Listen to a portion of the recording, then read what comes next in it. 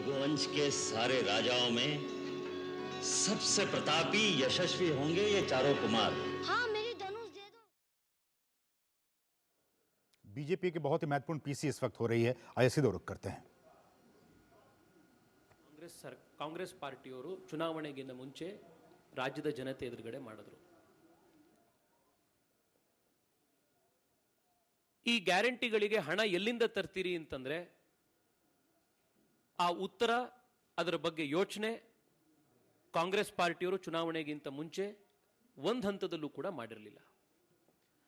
ಚುನಾವಣೆ ಗೆದ್ದಾದ ನಂತರದಲ್ಲಿ ಮೊದಲನೇ ದಿವಸದಿಂದನೇ ಕೊಟ್ಟಂತ ಭರವಸೆ ಈಡೇರಿಸಲಿಕ್ಕೆ ಸಾಧ್ಯ ಆಗೋದಿಲ್ಲ ಅನ್ನುವಂಥ ವಾಸ್ತವಿಕ ಅರಿವು ಕಾಂಗ್ರೆಸ್ ಸರ್ಕಾರಕ್ಕಾಯಿತು. ಇದರ ಮೊದಲ ಉದಾಹರಣೆ ಅಂದರೆ 10 ಕೆಜಿಗಳ ಅಕ್ಕಿಯನ್ನು ಕೊಡ್ತೀವಿ ಅಂತ ಸಿದ್ದರಾಮಯ್ಯನವರು ಏನು ಘೋಷಣೆ ಮಾಡಿ संबोधित कर रहे थे। बढ़ेंगे आगे, वक्त हो गया एमडीपी का, मीडिया प्राइम का। तो नमस्कार, आप सभी दर्शकों का मीडिया प्राइम में बहुत बहुत स्वागत है। आप सभी का शुरुआत करना चाहेंगे सबसे पहले हेडलाइंस के साथ। प्रधानमंत्री नरेंद्र मोदी दोपहर 2 बजे राज्यसभा में राष्ट्रपति के अभिभाषण पर धन्यवाद प्रस्ताव पर हुई चर्चा का देंगे जवाब। मौजूदा बजट सत्र की कार्यवाही एक दिन बढ़ी।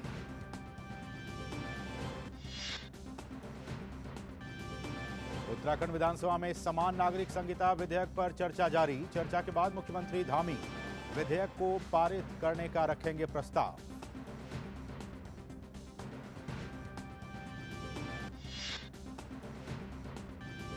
वन घोटाला मामले में उत्तराखंड में कांग्रेस नेता हरक सिंह रावत के ठिकानों पर ईडी ने की कार्रवाई। दिल्ली, चंडीगढ़ और उत्तराखंड में कई जगहों पर छापेमारी।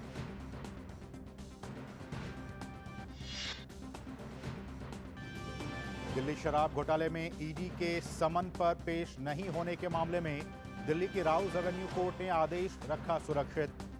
कोर्ट शाम 4 बजे सुनाएगा फैसला। बांग्लादेश के विदेश मंत्री हसन महमूद आज विदेश मंत्री डॉक्टर एस जयशंकर से करेंगे द्विपक्षीय वार्ता। आपसी सहयोग बढ़ाने पर होगी चर्चा।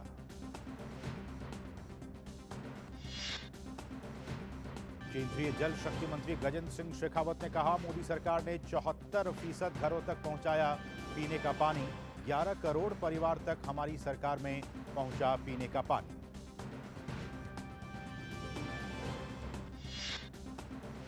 और गाजा में संघर्ष विराम पर हमास के जवाब के बीच इजरायल पहुंचा अमेरिकी विदेश मंत्री एंटनी ब्लिंकन।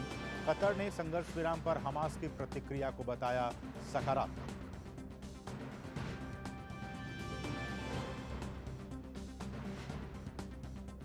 शुरुआत बड़ी खबरों के साथ।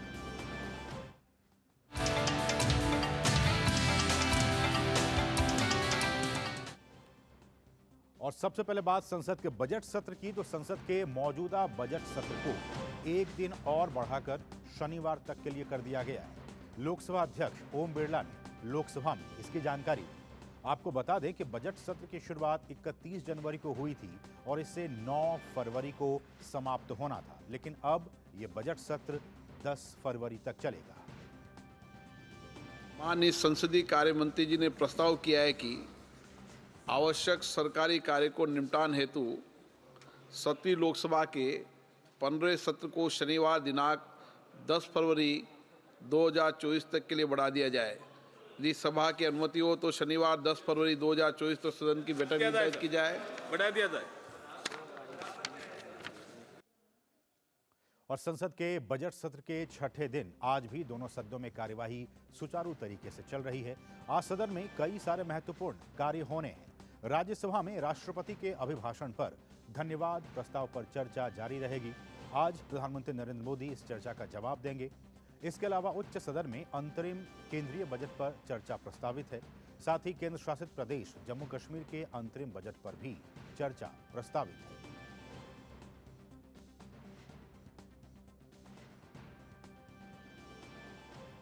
और भाजपा सरकार में कोयले के उत्पादन में अभूतपूर्व इजाफा हुआ है। 2013-14 में देश में 545 मिलियन टन कोयले का उत्पादन होता था, लेकिन आज यह बढ़कर 1 बिलियन टन हो गया है। और इस बात की जानकारी कोयला मंत्री प्रहलाद जोशी ने आज लोकसभा में प्रश्नकाल के दौरान एक सवाल के जवाब में दी। सदस्य ने उल्लेख किया कि कोयला प्रोडक्शन के बारे में उन्होंने उल्लेख किया है। मैं सदन को आश्वस्त करना चाहता हूं, जो हम लगभग 500 मिलियन टन 550 मिलियन टन से ज़्यादा उत्पादन 2013-14-15 में होता था, जब मोदी जी आने के बाद हम अभी इस बार 1 बिलियन टन क्रॉस कर रहे हैं। We are crossing 1 billion tonne, that is 1000 million tonne. मैं ये भी आश्वस्त करना चाहता हूँ कि देश कोयले में पक्का जो सब्स्टिट्यूएबल जो कोल है, इंपोर्ट सब्स्टिट्यूएबल जो कोल है, उसमें आत्मनिर्भर हम बनेंगे, ये भी मैं आश्वस्त करना चाहता हूँ। और वहीं केंद्रीय मंत्री अश्विनी वैष्णव ने प्रश्नकाल के दौरान कहा कि केंद्र सरकार भारत में रेलवे के विकास के लिए लगातार काम कर रही है। Prime Minister Shri Narendra Modi ji is fully committed towards development of railway network in Kerala, and one of the projects which is very important is the project which takes the railway network to the holy shrine of Sabrimala. The Chenganur to Pamba railway line is a new alignment which has been suggested by Dr. E. Sridharan Saab.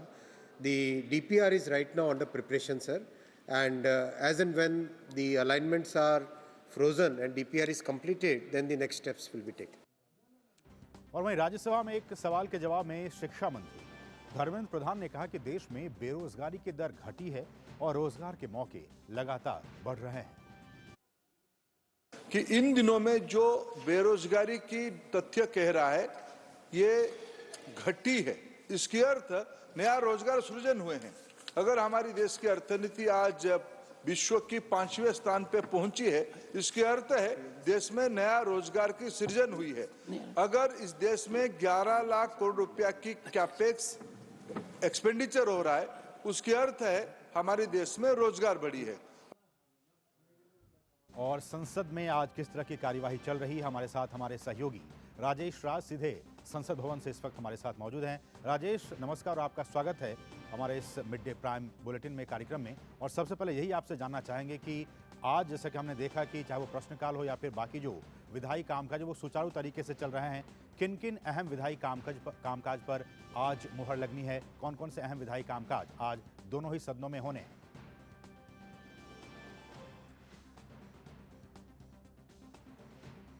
Rajesh, आप हमें सुन पा रहे हैं?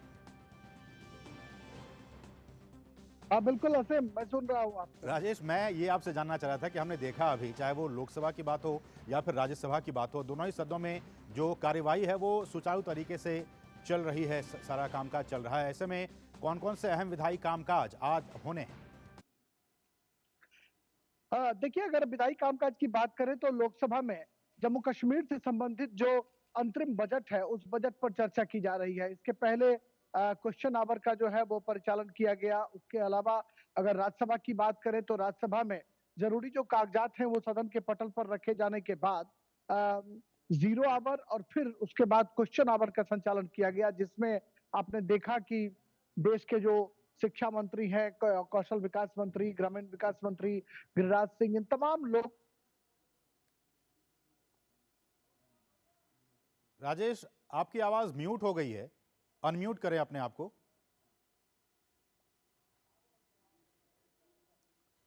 अलावा अगर बात करें तो अब राज्यसभा में राष्ट्रपति के अभिभाषण पर धन्यवाद प्रस्ताव पर चर्चा जो है वो समाप्त हो चुकी है और ये उम्मीद की जा रही है कि प्रधानमंत्री नरेंद्र मोदी 2 बजे के बाद पीएम मोदी राज्यसभा में राष्ट्रपति के अभिभाषण पर धन्यवाद प्रस्ताव के चर्चा का जवाब देंगे। जी, चलिए, बहुत बहुत शुक्रिया राजेश इन तमाम ताज़ा अपडेट्स को हम तक पहुंचाने के लिए। तो आज ही बहुत अहम विधायी कामकाज होने हैं, चाहे वो जम्मू कश्मीर से संबंधित हो या फिर राष्ट्रपति के अभिभाषण पर जो चर्चा जारी है उस पर भी प्रधानमंत्री आज राज्यसभा में अपना वो जवाब देंगे। बढ़ेंगे आगे और अब कुछ दूसरी अहम राष्ट्रीय खबरों पर नजर डालेंगे।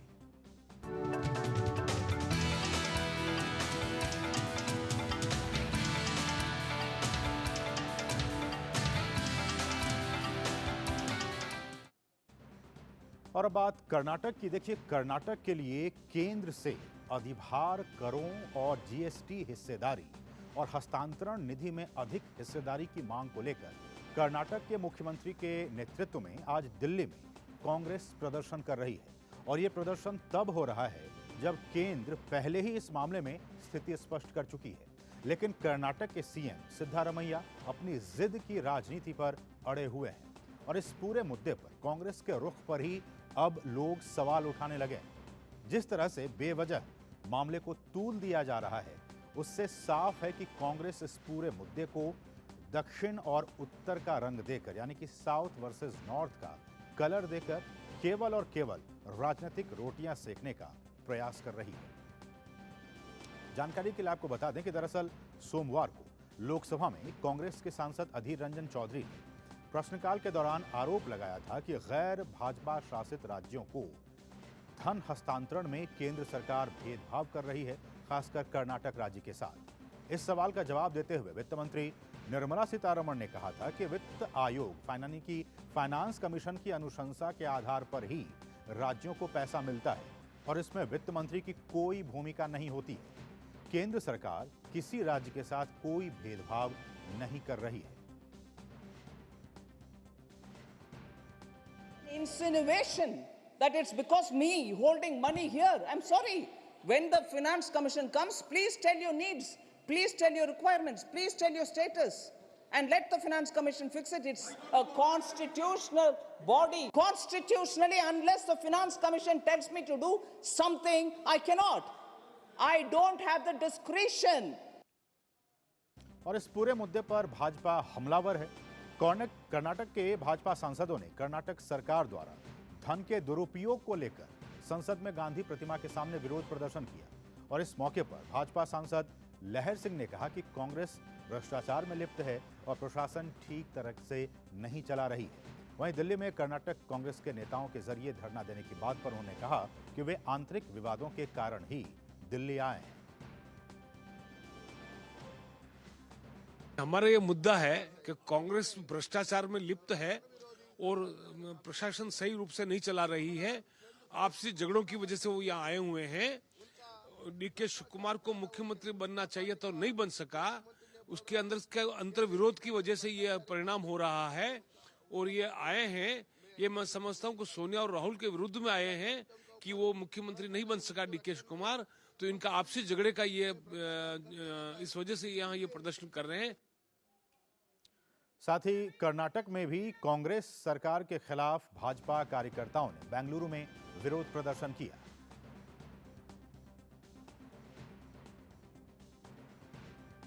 तो लगातार इसको लेकर बीजेपी हमलावर है और वो कह रहे हैं कि भ्रष्टाचार में लिप्त ये सरकार है, पैसे का सही कैसे।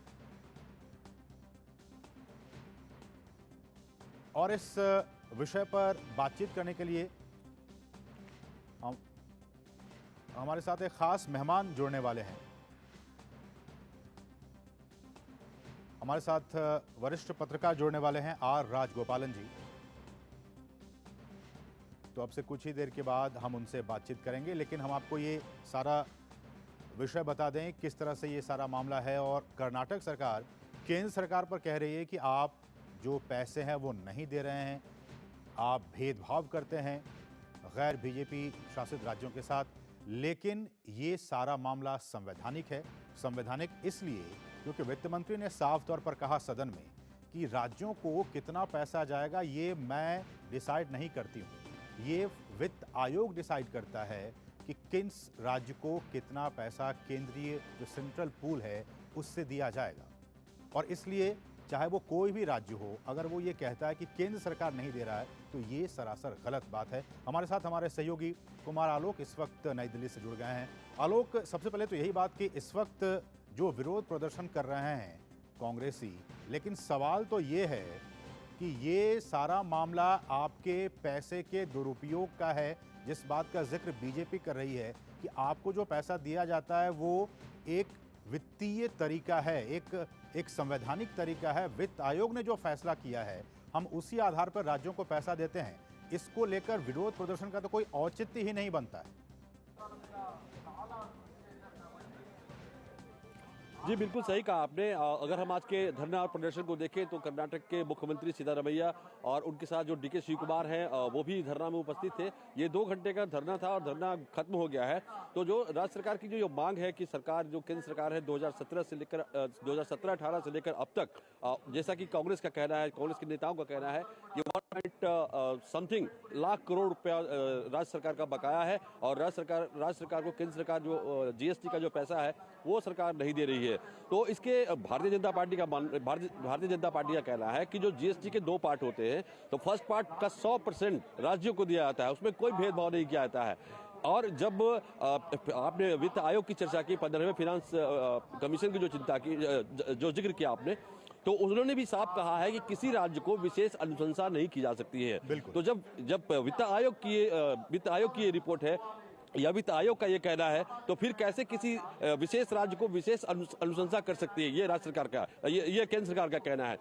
इसके अलावा जो आपने देखा होगा कर्नाटक के विधानसभा चुनाव में जो 5 गारंटी स्कीम इन्होंने जो जिसे कहते हैं कि रेवड़ियां बांटने की बात जो की थी, तो वो अब इनके गले पर भारी पड़ रहा है।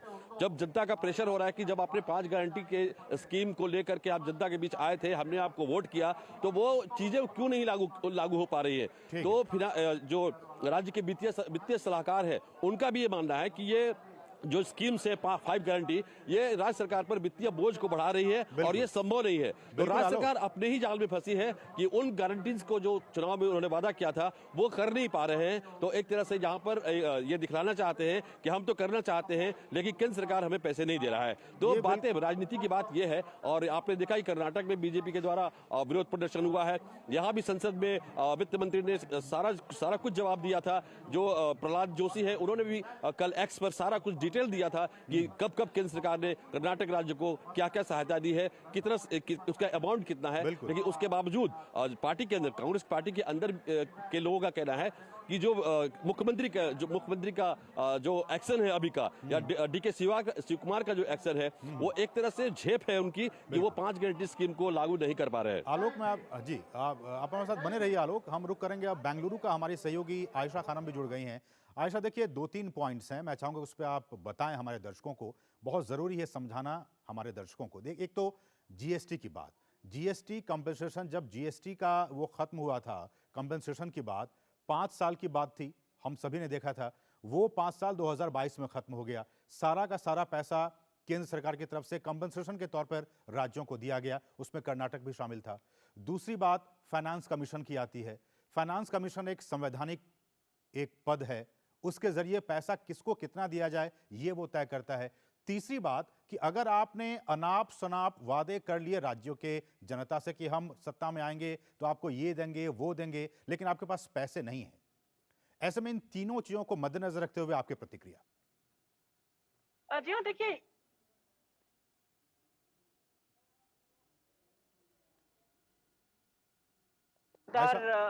यहाँ पर प्रदर्शन हुआ और विपक्ष के तमाम नेता विधानसभा के सामने प्रदर्शन दे रहे थे इस समय, और अभी अभी उन्हें गिरफ्तार किया गया है।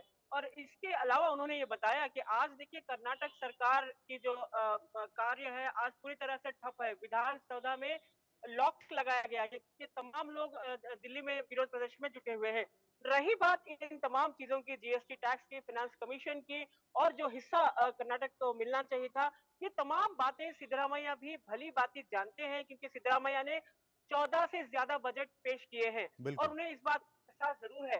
लेकिन बात जब ये आई दिल्ली में, जब कर्नाटक के सांसद डीके सुरेश ने जब ये बात उठाई कि कर्नाटक के साथ इस तरह का व्यवहार किया गया, हमें फंड नहीं मिला, और उसके बाद उन्होंने कहा कि अलग राष्ट्र बनाना पड़ेगा, तो तुरंत कांग्रेस इस मामले को राजनीतिक टूल दे गई और कांग्रेस अब इस मामले पर एक साउथ फोरम बनाना चाहती है। देखिए कांग्रेस एक तरफ भारत जोड़ो यात्रा की बात कर रही है, तो दूसरी तरफ एक इकोनॉमिक साउथ फोरम बनाने की ताक में है। और ऐसे में जो विरोध प्रदर्शन शुरू हुआ था कांग्रेस के सांसद डीके सुरेश का, अलग राज्य की मांग करनी पड़ सकती है, ये कहकर उन्होंने जो शुरू किया था, इसको ये पूरी तरह से एक राजनीतिक टूल मिल गया। आयशा, हमारे साथ आर राजा गोपालन जो है वरिष्ठ पत्रकार, वो भी अब से कुछ ही देर में वो हमारे साथ जुड़ने वाले हैं। हम उनसे भी प्रतिक्रिया लेंगे किस तरह से वो एक पत्रकार के तौर पर, वो भी दक्षिण भारत से संबंध रखते हैं, और जिस तरह से कांग्रेस कह रही है कि किस तरह से जो बीजेपी है वो उत्तर और दक्षिण की राजनीति कर रही है, लेकिन ये सरासर बुनियाद आरोप हैं कांग्रेस की तरफ से कि जिस तरह से इसमें सारा का सारा रोल फाइनेंस कमीशन का है। फाइनेंस कमीशन एक संवैधानिक व्यवस्था है, संविधान के तहत संवैधानिक व्यवस्था के तहत ही फाइनेंस कमीशन को 15वें वित्त आयोग की व्यवस्था दी गई थी कि आप राज्यों को जब पैसे का डिवोल्यूशन करेंगे तो उसमें किसकी कितनी हिस्सेदारी होगी, इसमें केंद्र सरकार का कोई हस्तक्षेप नहीं होता है। ये एक संवैधानिक प्रक्रिया है जिसके तहत आप संवैधानिक चीज़ों को मानते हैं, समझते हैं और उसके बाद राज्यों को उसका शेयर दिया जाता है। लेकिन कर्नाटक का या फिर अगर बाकी राज्य ऐसा कह रहे हैं तो ये सरासर गलत है। पहले तो आप ये कहते हैं कि बीजेपी उत्तर भारत की पार्टी है, दक्षिण भारत के लोगों से वो नफरत करती है। फिर आप आर्थिक मुद्दे पे आ जाते हैं। आर्थिक मुद्दे पे आप कहते हैं कि जो हिस्सा मिलना चाहिए पैसे के तौर पे वो नहीं आप दे पा रहे हैं। ये सारी बातें सरासर गलत है और ये लोग समझ रहे हैं कि ये सिर्फ और सिर्फ आप राजनीति करने के लिए कर रहे हैं, इसके अलावा आपकी कोई मंशा नहीं है। राजनीति कर रहे हैं, लेकिन राजनीति तब आपकी कहाँ जाती है जब आप सत्ता में आने के लिए अनाप शनाप वादे करते हैं। तो ऐसे में हम चलेंगे अपने वरिष्ठ पत्रकार आर राजा गोपालन के पास, लेकिन उससे पहले आयशा खानम आप अपनी बात पूरी कीजिए कि किस तरह से इसको लेकर वहां की जो सरकार है वो राजनीति कर रही है।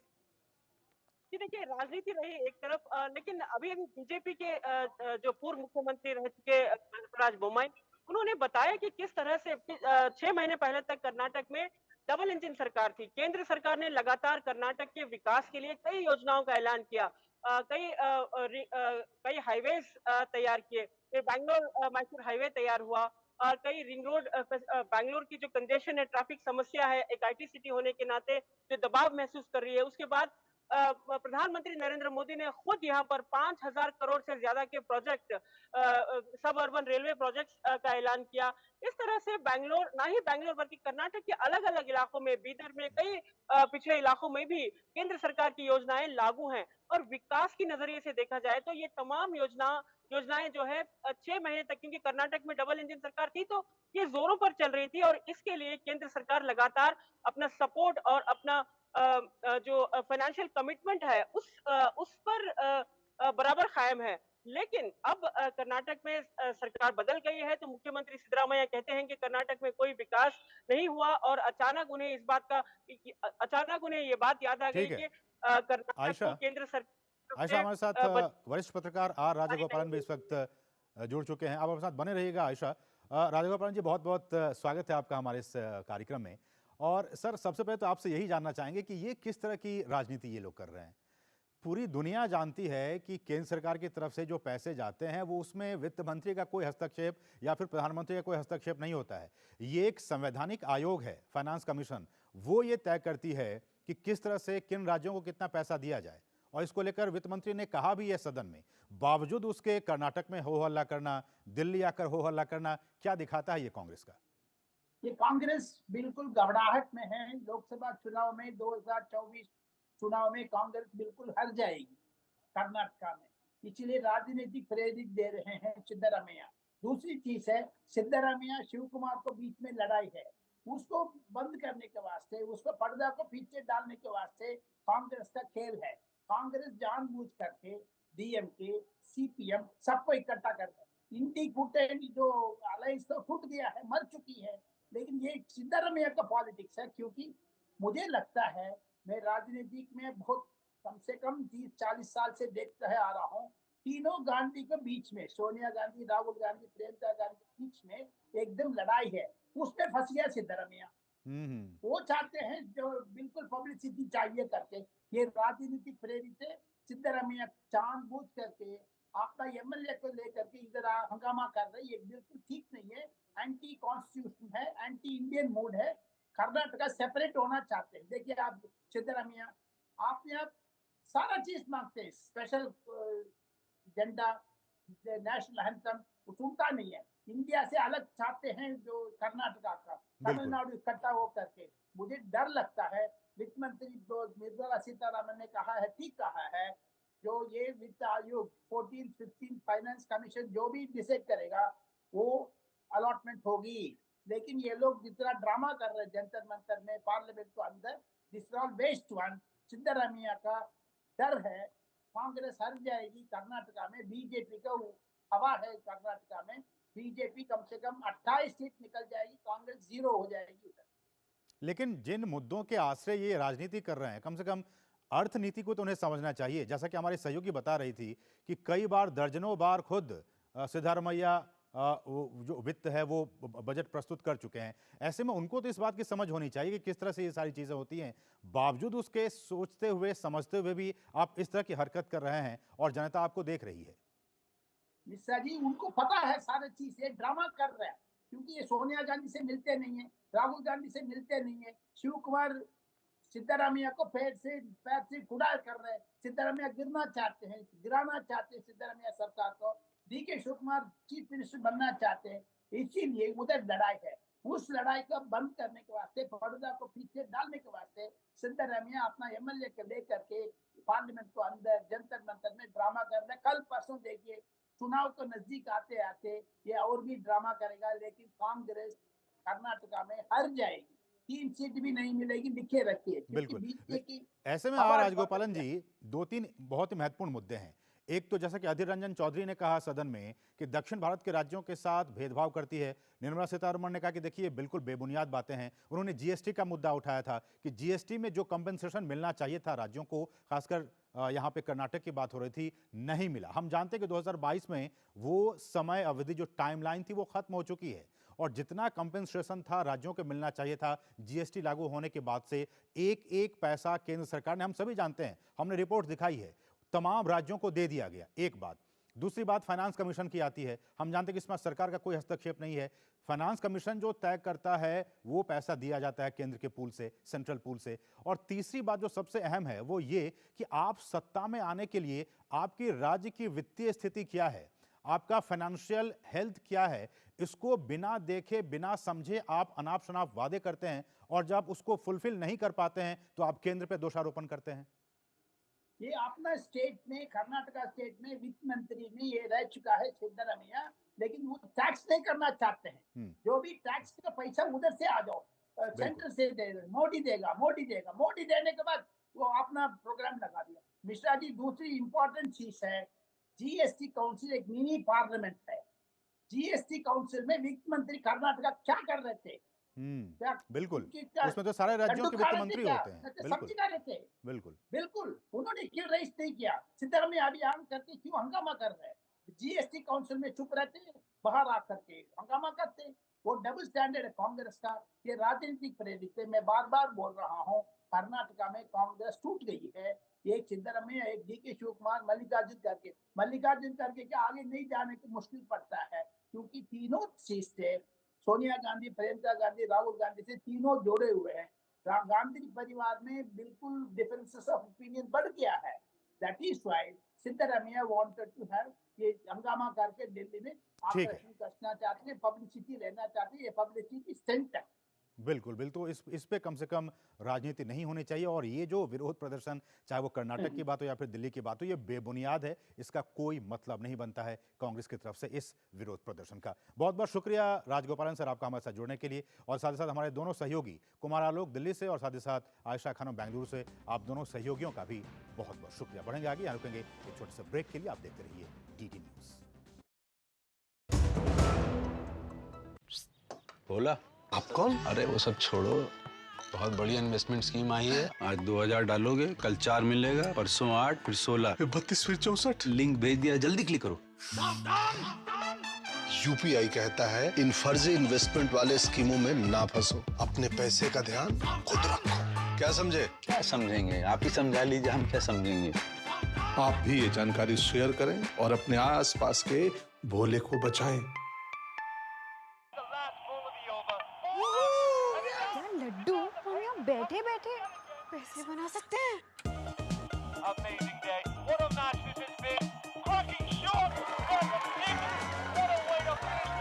गाइस, मैं तुम्हारे बिजनेस आइडिया का बड़ा फैन।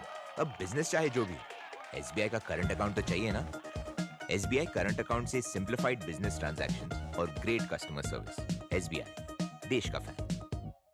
कुछ महीने पहले मेरे दोस्त की हेल्थ अचानक खराब हुई और कुछ दिनों में ही उसकी डेथ हो गई। उसने पॉलिसी बाजार से टर्म लाइफ इंश्योरेंस लिया हुआ था। मैंने पॉलिसी बाजार को कांटेक्ट किया। उनकी टीम ने क्लेम दिलाने में उसकी पेरेंट्स की पूरी हेल्प की। क्लेम के टाइम पे आपकी हेल्प के लिए हमेशा तैयार। पॉलिसी बाजार, 1 करोड़ का टर्म लाइफ इंश्योरेंस सिर्फ 470 रुपए महीने से शुरू। जल्दी करो यार, प्लीज जल्दी। दूसरा कोई मैच है क्या?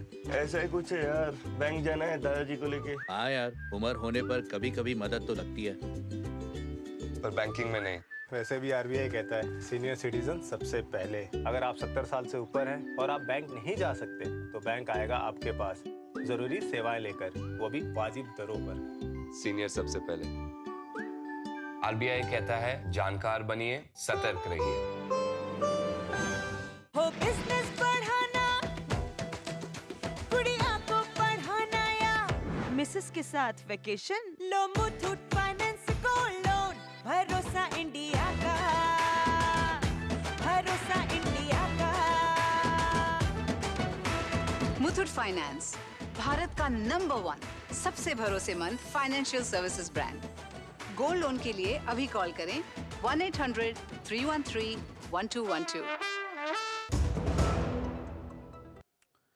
और ब्रेक के बाद आपका फिर से स्वागत है। राष्ट्रपति द्रौपदी मुर्मू ने आज दिल्ली मेट्रो में यात्रा की। राष्ट्रपति ने केंद्रीय सचिवालय पहुंचकर दिल्ली मेट्रो के सुविधाजनक सफर का आनंद लिया। उनके इस यात्रा का मकसद शहरवासियों के दैनिक अनुभवों से जोड़ना था, रूबरू होना था।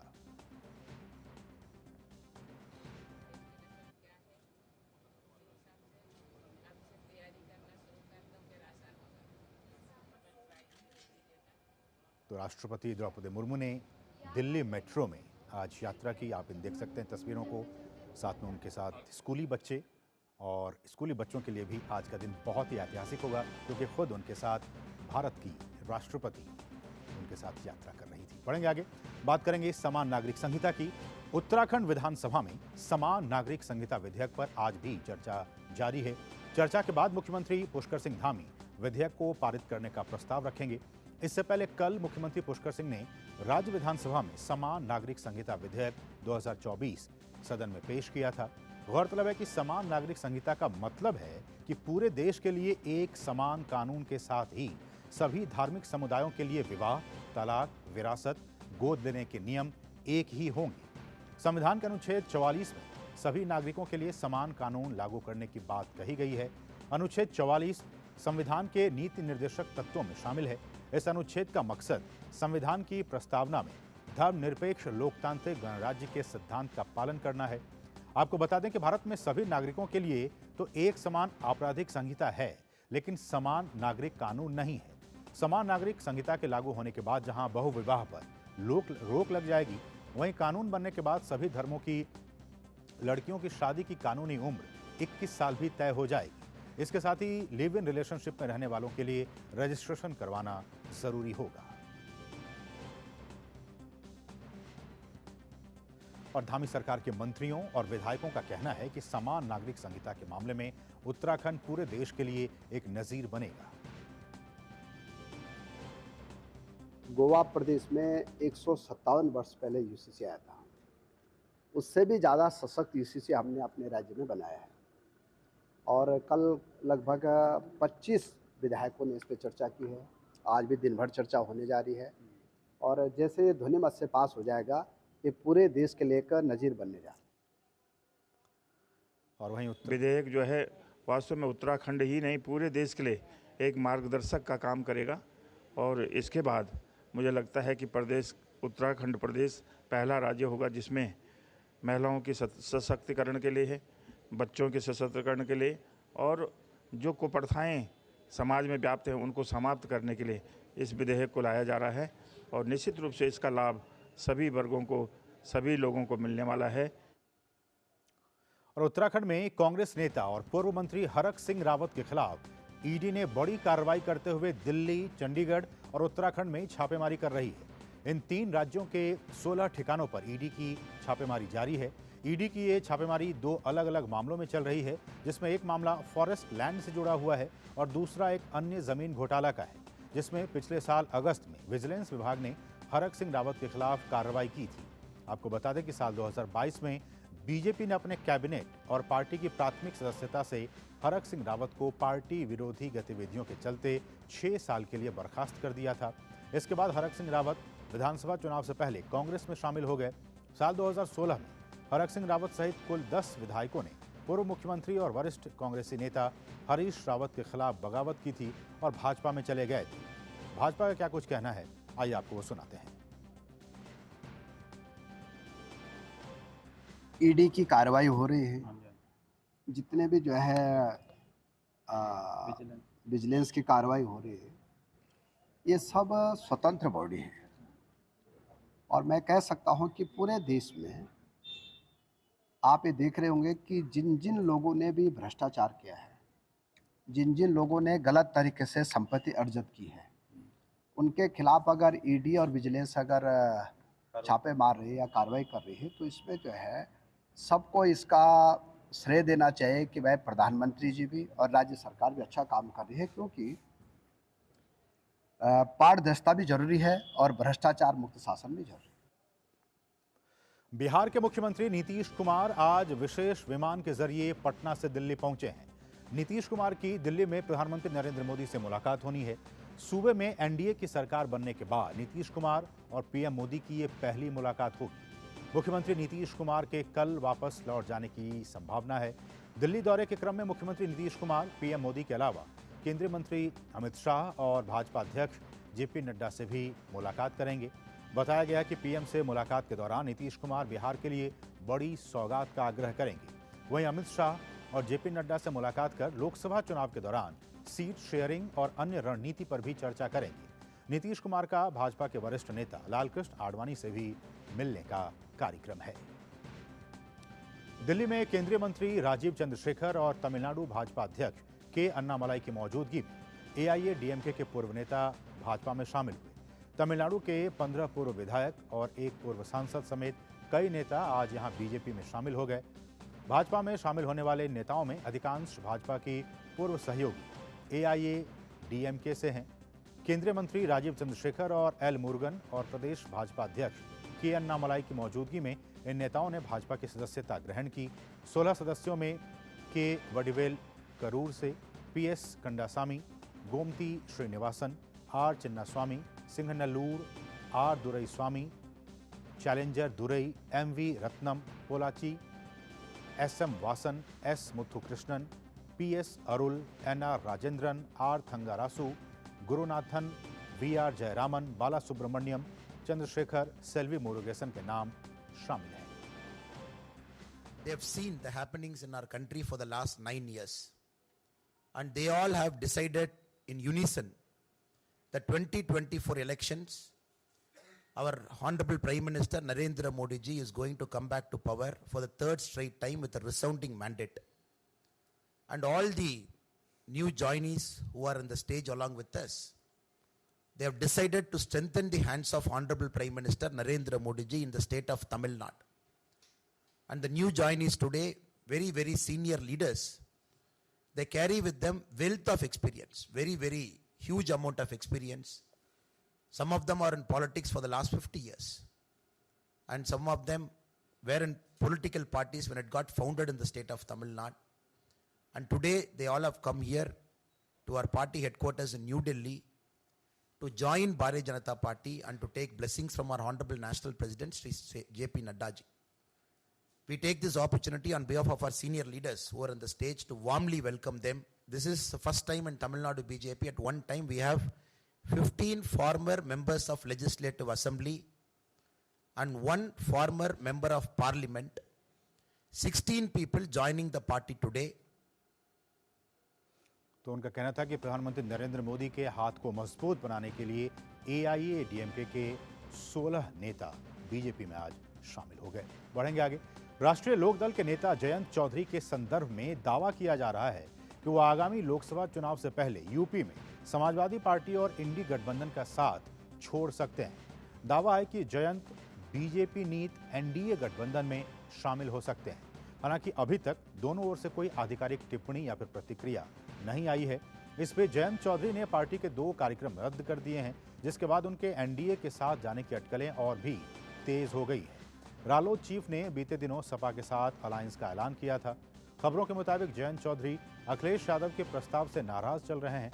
सपा ने आरएलडी को जो 7 सीटें दी हैं, उनमें 4 सीटों पर रालोद के सिंबल पर सपा के उम्मीदवारों को लड़ने का प्रस्ताव दिया गया है, जिसके बाद से जाट कार्यकर्ताओं द्वारा उन पर गठबंधन तोड़ने का दबाव है। वहीं एनडीए में उन्हें 3 से 4 सीटों का ऑफर दिया गया है। इनमें मथुरा और बागपत की सीटें आरएलडी को दी जा सकती हैं, जबकि एक राज्यसभा सीट भी दी जा सकती है। रालोद ने 2019 का लोकसभा चुनाव भी सपा के साथ गठबंधन में लड़ा था। इसमें उन्हें 3 सीटें दी गई थी, लेकिन उनमें एक भी सीट पर जीत हासिल नहीं हो पाई थी। वहीं साल 2022 के विधानसभा चुनाव में भी आरएलडी ने 33 सीटों पर चुनाव लड़ा था, जिनमें से पार्टी को 9 सीटों पर जीत हासिल हुई थी। इस बीच केंद्रीय मंत्री और अपना दल एस की नेता अनुप्रिया पटेल ने आरएलडी के ही एनडीए परिवार में शामिल होने की बात करते हुए इस पर खुशी जताई। केंद्रीय राज्य मंत्री ने कहा कि यूपी या कहीं और से किसी भी पार्टी का एनडीए में शामिल होने से एनडीए और भी मजबूत होगा। The seat distribution between BJP and RLD, that's I guess a matter, an issue to be discussed between the two parties. However, I would welcome any party from Uttar Pradesh or anywhere else in the country joining the NDA to to make sure that our NDA gets even stronger. Although Prime Minister has already announced on the floor of the House that NDA would be 400 plus in the next upcoming elections. और इस सब के बीच Samajwadi party के नेता शिवपाल यादव ने ऐसा नया दांव किया है कि जयंत कहीं नहीं जा रहे हैं और आरएलडी इंडी गठबंधन में ही बनी रहेगी। देखिए, जयंत को मैं अच्छी तरह से जानते हैं, वो सेकुलर लोग हैं और ये देखिए भारतीय जनता पार्टी के द्वारा मीडिया के माध्यम से भ्रमित किया जा रहा है, तो वो कहीं नहीं जा रहे। वो मजबूती के साथ इंडिया गठबंधन में रहेंगे और भारतीय जनता पार्टी को हराने का काम करेंगे। प्रधानमंत्री नरेंद्र मोदी आज राज्यसभा में राष्ट्रपति के अभिभाषण पर धन्यवाद प्रस्ताव पर चर्चा पर जवाब देंगे। प्रधानमंत्री कार्यालय ने एक्स पर इसकी जानकारी साझा की है। दोपहर करीब 2 बजे पीएम नरेंद्र मोदी राष्ट्रपति के अभिभाषण पर धन्यवाद प्रस्ताव पर चर्चा के दौरान राज्यसभा में बोलेंगे।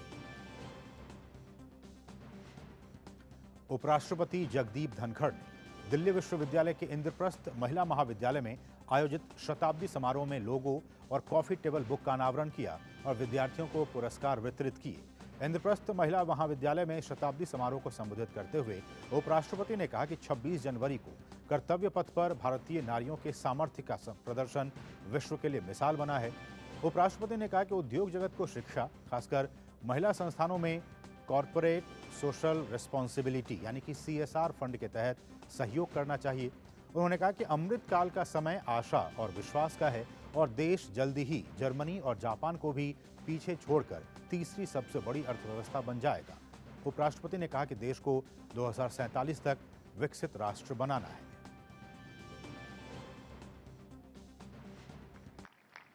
दुनिया की संस्थाएं कहती हैं India is a bright spot, economic hub, opportunity and investment destination, और ये सब वर्ल्ड बैंक मान रहा है, IMF मान रहा है। हमारी जो ग्रोथ है आज के दिन, उतनी ग्रोथ कभी नहीं है। दुनिया के अंदर we have unrivalled growth in economy, the entire world is looking at us. 23 अगस्त Chandrayaan 3 landed on moon.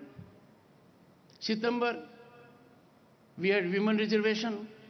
Republic day was great. दुनिया को हमने इंटरनेशनल योगा डे दिया, हमने इंटरनेशनल मिलेट ईयर दिया, इंटरनेशनल सोलर अलायंस भारत के अंदर है। And imagine to what extent we have tapped solar power. कभी कल्पना नहीं की थी कि हर घर में बिजली होगी, हर गांव में सड़क होगी, हर गांव में इंटरनेट होगा।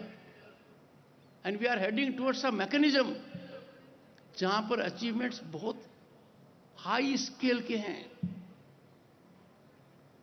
10 करोड़ से ज्यादा घरों को फ्री गैस कनेक्शन देना छोटी बात नहीं है। दुनिया के बहुत से देशों की तो पॉपुलेशन ही नहीं है। केंद्रीय मंत्री गजेंद्र सिंह शेखावत ने सरकार की उपलब्धियों का जिक्र करते हुए कहा कि देश में आधारभूत संरचना का काफी विकास हो रहा है। नई दिल्ली में एक प्रेस वार्ता के दौरान उन्होंने कहा कि भारत ने पानी की आपूर्ति की आवश्यकताओं के लिए लगातार काम किया है। उन्होंने कहा कि भारत दुनिया का सबसे बड़ा देश है जो पानी के लिए निवेश कर रहा है। आज भारत ने पानी की आवश्यकताओं की आपूर्ति के लिए जिस तरह से काम किया है और वाटर के स्पेक्ट्रम में जितना खर्च किया है, पिछले 10 साल में भारत पानी के क्षेत्र में निवेश करने वाला, सबसे ज्यादा निवेश करने वाला दुनिया में देश है और लगभग 250 बिलियन US डॉलर्स के जितना निवेश भारत ने पानी के डिफरेंट स्पेक्ट्रम्स में किया है, चाहे वो सिंचाई का पानी होगा, चाहे नदियों का शुद्धिकरण होगा, चाहे पेयजल का होगा, चाहे भूगर्भ के जल का पुनर्भरण होगा। और दिल्ली शराब घोटाले में ईडी के समन पर पेश नहीं होने के मामले में मुख्यमंत्री अरविंद केजरीवाल के खिलाफ ईडी की याचिका पर राउज एवेन्यू कोर्ट ने आदेश सुरक्षित रख लिया है। अब राउज एवेन्यू कोर्ट आज शाम 4 बजे आदेश सुनाएगा। ईडी ने आज कोर्ट को बताया कि उसके तरफ से मामले में दलील पूरी कर ली गई है।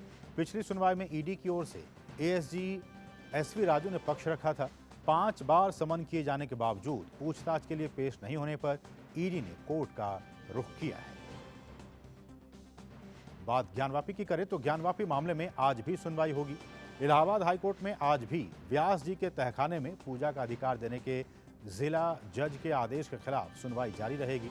अदालत ने ज्ञानवापी मामले में मुस्लिम पक्ष की संशोधन अर्जी स्वीकार कर ली है और मंगलवार को सुनवाई होने के बाद आज फिर इस मामले में हाईकोर्ट में सुनवाई जारी रहेगी।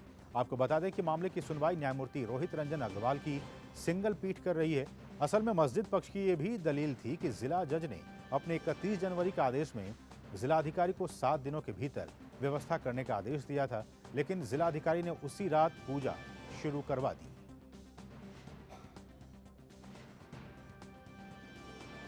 रुकेंगे एक और छोटे से ब्रेक के लिए। आप देखते रहिए डीडी न्यूज। हो बिजनेस बढ़ाना, गुड़िया को पढ़ाना या मिसेस के साथ वेकेशन, लो मुथूट फाइनेंस गोल्ड लोन, भरोसा इंडिया का। मुथूट फाइनेंस भारत का नंबर 1 सबसे भरोसेमंद financial services brand. Gold loan के लिए अभी कॉल करें 1-800-313-1212। बोला कौन है? मैं पर हुआ क्या? बिजली का बिल नहीं भरा और पूछता है हुआ क्या? जल्दी से ऐप डाउनलोड कर। बिल तो भर दिया था, फिर डर क्यों रहे हो? हाँ, नकली चाकू नकली बिल। यूपीआई कहता है कोई भी अनजान ऐप डाउनलोड ना करें, अपने पैसे का ख्याल खुद रखें। चलिए, आपको पनवेल नहीं जाना है? पनवेल? हाँ, निकलिए। सही बोला। आप भी ये जानकारी शेयर करें और अपने आसपास के भोले को बचाओ। अरे भाई, तुम्हें तो बहुत खांसी आ रही है। चलो, पास में ही आयुष्मान आरोग्य मंदिर है, दिखा दूं। जांच और उपचार दोनों मुफ्त हो जाएगा। और अगर कुछ बड़ा निकल गया तो आयुष्मान कार्ड है ना, 5 लाख तक मुफ्त उपचार कहीं भी कभी भी। मोदी जी की गारंटी है ये। तेरे पापा मेरे सामने ही बनवाए थे कार्ड। और बताऊं, मोदी जी ने प्रधानमंत्री भारतीय जन औषधि केंद्र खुलवाकर महंगी दवाइयों से मुक्ति दिला दी है हम सबको। यहाँ दवाइयाँ सस्ती और अच्छी मिलती हैं। ये तो जानता हूँ, पापा भी वहीं से दवाई लेते हैं। देखा, सबको उत्तम स्वास्थ्य सेवा सुविधा देने की मोदी जी की गारंटी। करोड़ों लोग लाभ ले रहे हैं, आओ हम भी लें। मोदी की गारंटी यानी हर गारंटी पूरा होने की गारंटी। महंगे इलाज की छुट्टी, मोदी की गारंटी। मोदी सरकार की गारंटी, भारत होगा गरीबी मुक्त। 5 सालों में 13 करोड़ 50 लाख लोगों को गरीबी से बाहर निकाला। हमारा संकल्प विकसित भारत। मौसम को अपने पैशन के बीच जो नहीं आने देते, मैं उनका फैन हूं। मेरी तरह SBI भी आपका फैन है, इसलिए SBI आपके लिए थोड़ी एक्स्ट्रा मेहनत करता है। तो excellent customer service, assistance to MSMEs और टेक्नोलॉजी ड्रिवन बैंकिंग सॉल्यूशंस। घर छोड़ दूं, SBI बदल रहा है क्योंकि हम एक बदलते देश के फैन हैं। SBI, देश का फैन। और अब खेल जगत की खबरें।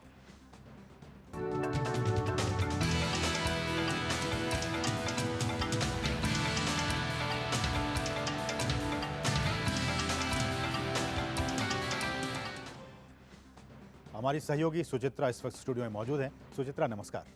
नमस्कार असीम। शुरुआत करते हैं भारत की शानदार जीत के साथ। भारत ने अंडर 19 क्रिकेट विश्व कप के फाइनल में स्थान बना लिया है। रोमांचक सेमीफाइनल में भारत ने मेजबान दक्षिण अफ्रीका को 2 विकेट से हराने में सफलता पाई। 245 रन के लक्ष्य का पीछा करने उतरी भारतीय टीम एक समय 32 रन पर 4 विकेट गंवा चुकी थी। हालांकि इसके बाद भारतीय कप्तान उदय सहारन और सचिन दास ने पारी को संभाला और रन बनाना जारी रखा। दोनों ने अपने अपने अर्धशतक पूरे किए। 5वें विकेट के लिए इन दोनों बल्लेबाजों के बीच 171 रन की साझेदारी हुई। सचिन दास दुर्भाग्यशाली रहे और 96 रन बनाकर आउट हुए। इसके बाद 2 विकेट जल्दी गिर गए। हालांकि उदय सहारन ने एक छोर संभाले रखा और टीम को जीत के करीब पहुंचा दिया। जब स्कोर बराबर था तब सहारन 81 रन बनाकर रन आउट हो गए। राज लिम्बानी ने चौका लगाकर टीम को 2 विकेट से जीत दिला दी। इससे पहले भारत ने टॉस जीतकर पहले गेंदबाजी का फैसला किया था। दक्षिण अफ्रीका को 23 के स्कोर पर पहला झटका लगा था। राज लिम्बानी ने स्टीव स्टॉक को 14 रन पर आउट किया। डेविड टीगर को 0 पर लिम्बानी ने बोल्ड किया। प्रिटोरियस ने रिचर्ड के साथ मिलकर पारी को संभाला और रन बनाना जारी रखा। प्रिटोरियस ने अर्धशतक लगाने में सफलता पाई। वे 76 रन बनाकर तीसरे विकेट के रूप में मुशीर खान की गेंद पर आउट हुए। रिचर्ड ने एक छोर संभाले रखा और अर्धशतक जड़ा। वे 64 रन बनाकर आउट हुए। अफ्रीकी टीम ने 50 ओवर में 7 विकेट पर 244 रन बनाए। भारत की तरफ से राज लिम्बानी ने 3 और मुशीर खान ने 2 विकेट लिए। दिल्ली ओलंपिक संघ द्वारा आयोजित किए जा रहे दिल्ली ओलंपिक गेम्स 2024 आज से शुरू हुए। केंद्रीय खेल मंत्री अनुराग सिंह ठाकुर ने इन खेलों का उद्घाटन किया। ये गेम्स 7 दिन तक चलेंगे।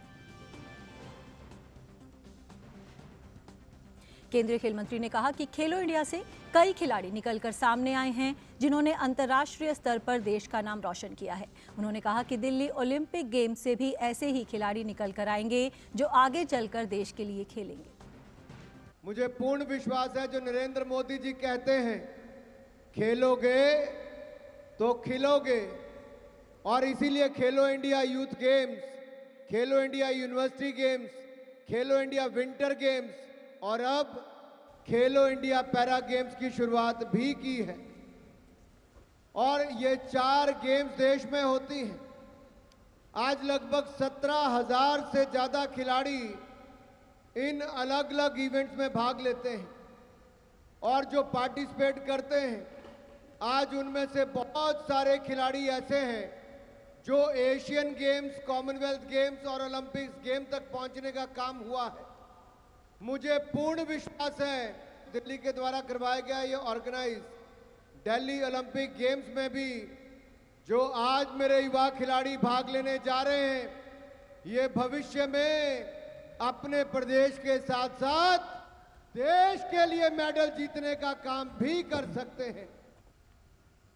केंद्रीय खेल मंत्री ने कहा कि 31 मार्च से पहले ही देश में 1000 खेलो इंडिया सेंटर खोल दिए जाएंगे। हर जिले में उभरते हुए खिलाड़ियों को प्रशिक्षण की सुविधा मिलेगी। हमने प्रधानमंत्री जी से अब मंजूरी ले ली है। हम अगले 10 साल में नहीं, इसी साल 31 मार्च से पहले देश में 1000 से ज्यादा खेलो इंडिया सेंटर खोल देंगे। हर जिले में एक सेंटर होगा और इस सेंटर में फॉर्मर चैंपियन एथलीट, कोई पूर्व खिलाड़ी जो चैंपियन रहा हो, उसको ट्रेनिंग देने का अवसर मिलेगा, उसको एकेडमी खोलने का अवसर मिलेगा, सेंटर चलाने का अवसर मिलेगा। उस सेंटर में जो सामान है 5 लाख रुपए हम उसके लिए देंगे और हर साल उस खिलाड़ी को 5 लाख रुपया सेंटर चलाने के लिए भी देंगे। उस खिलाड़ी के रोजगार का अवसर भी मिल गया और आपको कोच भी अपने जिला में मिल जाएगा। केंद्रीय खेल मंत्री ने खेलों में महिलाओं की भूमिका की सराहना करते हुए कहा कि देश की बेटियां खेलों में शानदार प्रदर्शन कर रही हैं। टोक्यो ओलंपिक में देश को पहला पदक मीराबाई चानू ने दिलवाया था। वहीं उन्होंने देश में शुरू हुई विभिन्न महिला लीग का भी जिक्र किया। खेलों में महिलाओं ने बहुत अच्छा किया है। भारत की बेटियों ने, जहां एक और हरियाणा से मोदी जी ने शुरुआत की थी बेटी बचाओ बेटी पढ़ाओ की, आदरणीय वीरेंद्र सचदेवा जी आज बेटी बचाओ और बेटी पढ़ाओ के साथ साथ बेटियों को खेलने का अवसर भी मिला है।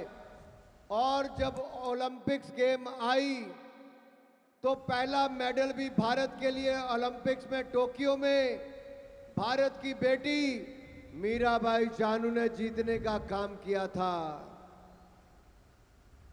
और अब हमने बेटियों के लिए और महिलाओं के लिए वुमेन स्पोर्ट्स लीग्स देश भर में शुरू कर दी हैं।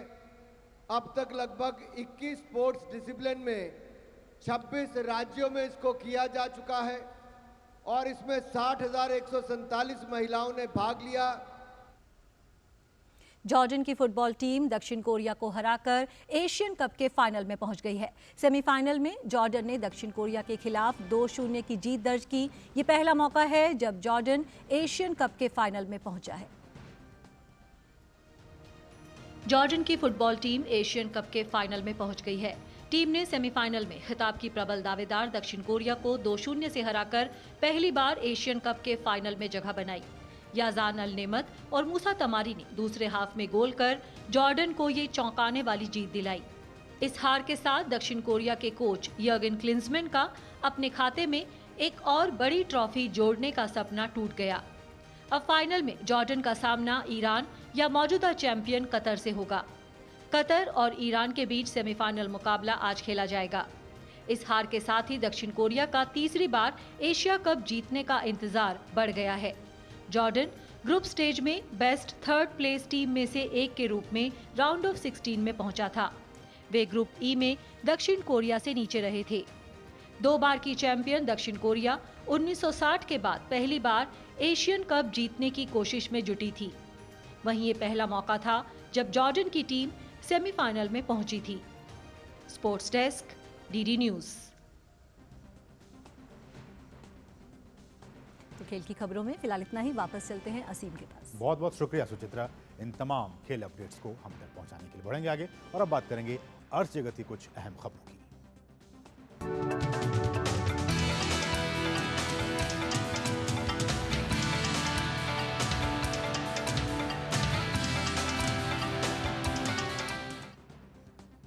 और आइए अर्थ जगत की खबरों को देखते हैं फटाफट अंदाज में। 2 फरवरी तक देश में चल रहे इलेक्ट्रिक वाहन चार्जिंग स्टेशनों की संख्या 12,146 हो गई है। भारी उद्योग राज्य मंत्री कृष्णपाल गुर्जर ने लोकसभा में एक लिखित उत्तर में ये जानकारी दी। केंद्रीय मंत्री द्वारा उपलब्ध कराए गए आंकड़ों से पता चलता है कि महाराष्ट्र में 3079 ईवी चार्जिंग स्टेशनों के साथ सबसे आगे है, जबकि दिल्ली 1886 स्टेशनों के साथ दूसरे स्थान पर है।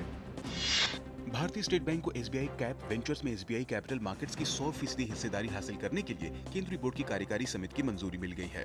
बैंक ने कहा कि एसबीआई कैप वेंचर्स परिसंपत्ति और निवेश प्रबंधन के कारोबार में लगी हुई है, जिसके पास दिसंबर 2023 तक 33,055 करोड़ रुपए की प्रबंधनाधीन संपत्ति है। चालू वित्त वर्ष की तीसरी तिमाही में एसबीआई कैप वेंचर्स ने 42.06 करोड़ रुपए का लाभ कमाया। सुप्रीम कोर्ट के आदेश से सीआरसीएस सहारा रिफंड पोर्टल लॉन्च किया गया है। सहारा समूह की 4 बहुराज्य सहकारी समितियों के जमाकर्ता अर्थात Sahara credit cooperative society limited Lucknow, Saharayan universal multipurpose society limited Bhopal, Hamara India credit cooperative society limited Kolkata और stars multipurpose cooperative society limited Hyderabad इस पोर्टल के माध्यम से जमा की गई राशि का दावा कर सकेंगे। आरबीआई ने गैर बैंकिंग वित्तीय कंपनियों और को निवेशक कंपनियों के लिए तरलता जोखिम प्रबंधन ढांचे से संबंधित मानदंडों के उल्लंघन के लिए पावर फाइनेंस कॉर्पोरेशन लिमिटेड पर 8.80 लाख रुपए का जुर्माना लगाया। आरबीआई ने कहा कि यह कार्रवाई नियामक अनुपालन में कमियों पर आधारित है और इसका मकसद कंपनी द्वारा अपने ग्राहकों के साथ किए गए किसी भी लेन देन या समझौते की वैधता पर निर्णय लेना नहीं है। नेशनल कंपनी लॉ ट्रिब्यूनल की मुंबई पीठ ने जी एंटरटेनमेंट एंटरप्राइजेस लिमिटेड की याचिका पर सोनी पिक्चर्स नेटवर्क्स को नोटिस जारी किया, जिसमें जी ने सोनी के साथ विलय पर अमल करने का निर्देश देने की मांग की है। ट्रिब्यूनल ने सोनी से कहा कि वह 2 हफ्ते के भीतर जवाब दाखिल करे। Indian strategic petroleum reserve limited Mangaluru स्थित अपने भंडारण में से 7.5 लाख टन भंडारण क्षमता को पट्टी पर देने की तैयारी कर रही है, जिसमें विदेशी कंपनियां रुचि ले रही हैं। Abu Dhabi national oil company 2018 से 2 भंडारों में कच्चे तेल का भंडारण कर रही है और उसने चेन्नई के पडूर के भंडारण केंद्र के इस्तेमाल के लिए समझौता किया है। विभिन्न क्षेत्रों के लिए उत्पादन से जुड़ी पीएलआई योजना के तहत पात्रता साबित करने वाली कंपनियों को प्रोत्साहन राशि जारी होने में देर पर सरकार सख्त हो गई है। पीएलआई दावों की रकम देने में देर किए जाने पर चिंता जताते हुए कैबिनेट सचिव राजीव गौबा ने नीति आयोग की योजना से जुड़ी नोडल एजेंसियों के कामकाज की समीक्षा करने का सुझाव दिया है। भारतीय रिजर्व बैंक ने देश के सबसे बड़े निजी ऋणदाता HDFC बैंक व उसके समूह में शामिल म्यूचुअल फंड और बीमा कंपनियों को एक्सिस बैंक और ICICI बैंक जैसे 6 ऋणदाताओं की 9.50% तक एग्रीगेट होल्डिंग हासिल करने की अनुमति दे दी है। इस क्रम में Sarvodaya small finance bank, IndusInd bank, बंधन बैंक और यस बैंक में भी अधिग्रहण की अनुमति मिली है। RBI की यह मंजूरी 1 साल के लिए 4 फरवरी 2025 तक मान्य है। RBI ने पेटीएम पेमेंट्स बैंक को 29 फरवरी के बाद बचत या चालू खातों में से किसी भी प्रकार की जमा स्वीकार करने पर रोक लगा दी है। साथ ही वॉलेट, फास्टैग समेत सभी क्रेडिट इंस्ट्रूमेंट्स में भी जमा पर रोक लगाई गई है। RBI के इस कदम के बाद पेटीएम पेमेंट्स बैंक का लाइसेंस रद्द होने का संकट भी खड़ा हो गया है। केंद्रीय मंत्री पीयूष गोयल ने लोकसभा में कहा कि केंद्र में मोदी सरकार से पहले गन्ना किसान अपने ही पैसे के लिए गुहार लगाते थे। चीनी मिलों के पास पैसे नहीं होते थे गन्ना किसानों के भुगतान के लिए, लेकिन अब इथेनॉल का ईंधन में इस्तेमाल 1% से 12% करने से मिलों की आमदनी बढ़ी है। 99% किसानों का भुगतान समय पर हुआ है। उन्होंने कहा कि 2022-23 में गन्ने का उत्पादन 1.5 गुना था और 1,15,000 करोड़ रुपए मूल्य का गन्ना उत्पादन हुआ। गन्ना किसानों की भुगतान करने के लिए चीनी मिलों के पास जो पैसे का अभाव रहता था उसको पूरा करने के लिए इथेनॉल को प्राथमिकता दी गई। कहाँ उस समय मात्र 1% पेट्रोल में इथेनॉल की मिक्सिंग ब्लेंडिंग होती थी, आज वो बढ़कर 12% हो गई है। एक 1200% एक प्रकार से वृद्धि हुई है।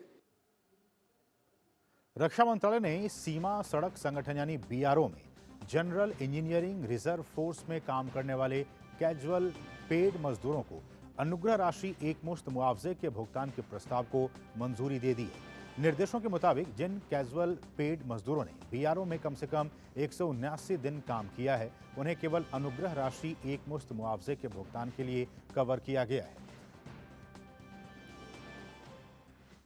रुक करेंगे अब सीधे राज्यसभा का, जहां प्रधानमंत्री नरेंद्र मोदी राष्ट्रपति का अभिभाषण पर धन्यवाद प्रस्ताव पर चर्चा का जवाब देने के लिए इस वक्त पहुंच चुके हैं।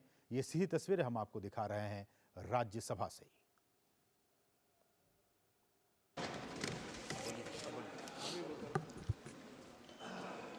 कांग्रेस के हमारे साथी तो उन पंचतीर्थों को कभी जाके उनके दर्शन भी नहीं करे होंगे, क्योंकि केवल आप दिखावा करते हैं। ये नरेंद्र मोदी सरकार है जो बाबा साहब के लिए समर्पित है, बाबा साहब के विचारों के लिए समर्पित है। इसीलिए बाबा साहब के पंचतीर्थों का विकास करने का काम नरेंद्र मोदी जी की सरकार ने करने का काम। आजकल कांग्रेस के एक नेता हैं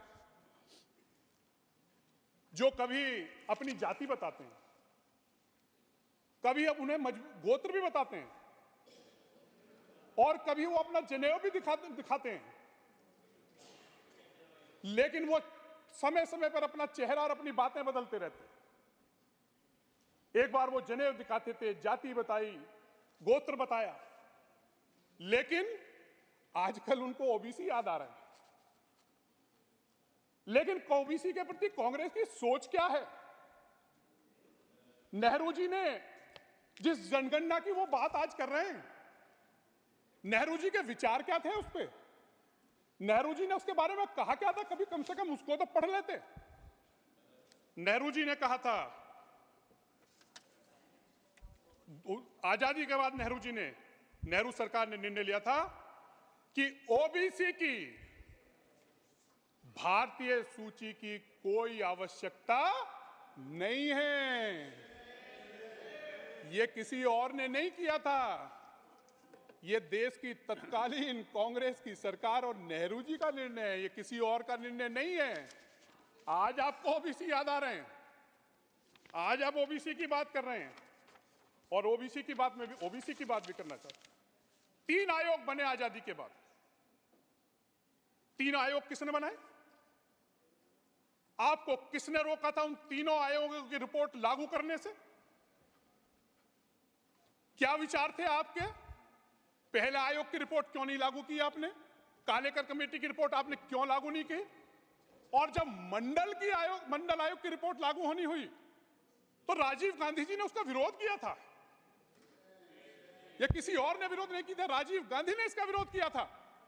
आज आप ओबीसी की बात करते हैं, जिस ओबीसी के आरक्षण लागू करने की बात और तीनों रिपोर्टों को जो आपके शासन में आई थी, जो आपके समय की थी, आपको लागू करने से किसने रोका था? हाँ, आपको एक परेशानी है कि इस देश के बैकवर्ड समाज का सौभाग्य है कि देश की आजादी के बाद नरेंद्र मोदी जी के रूप में इस देश को पहला प्रथम बैकवर्ड प्रधानमंत्री मिला। ये आपको बर्दाश्त नहीं, इसे आप डाइजेस्ट नहीं कर पा रहे हैं।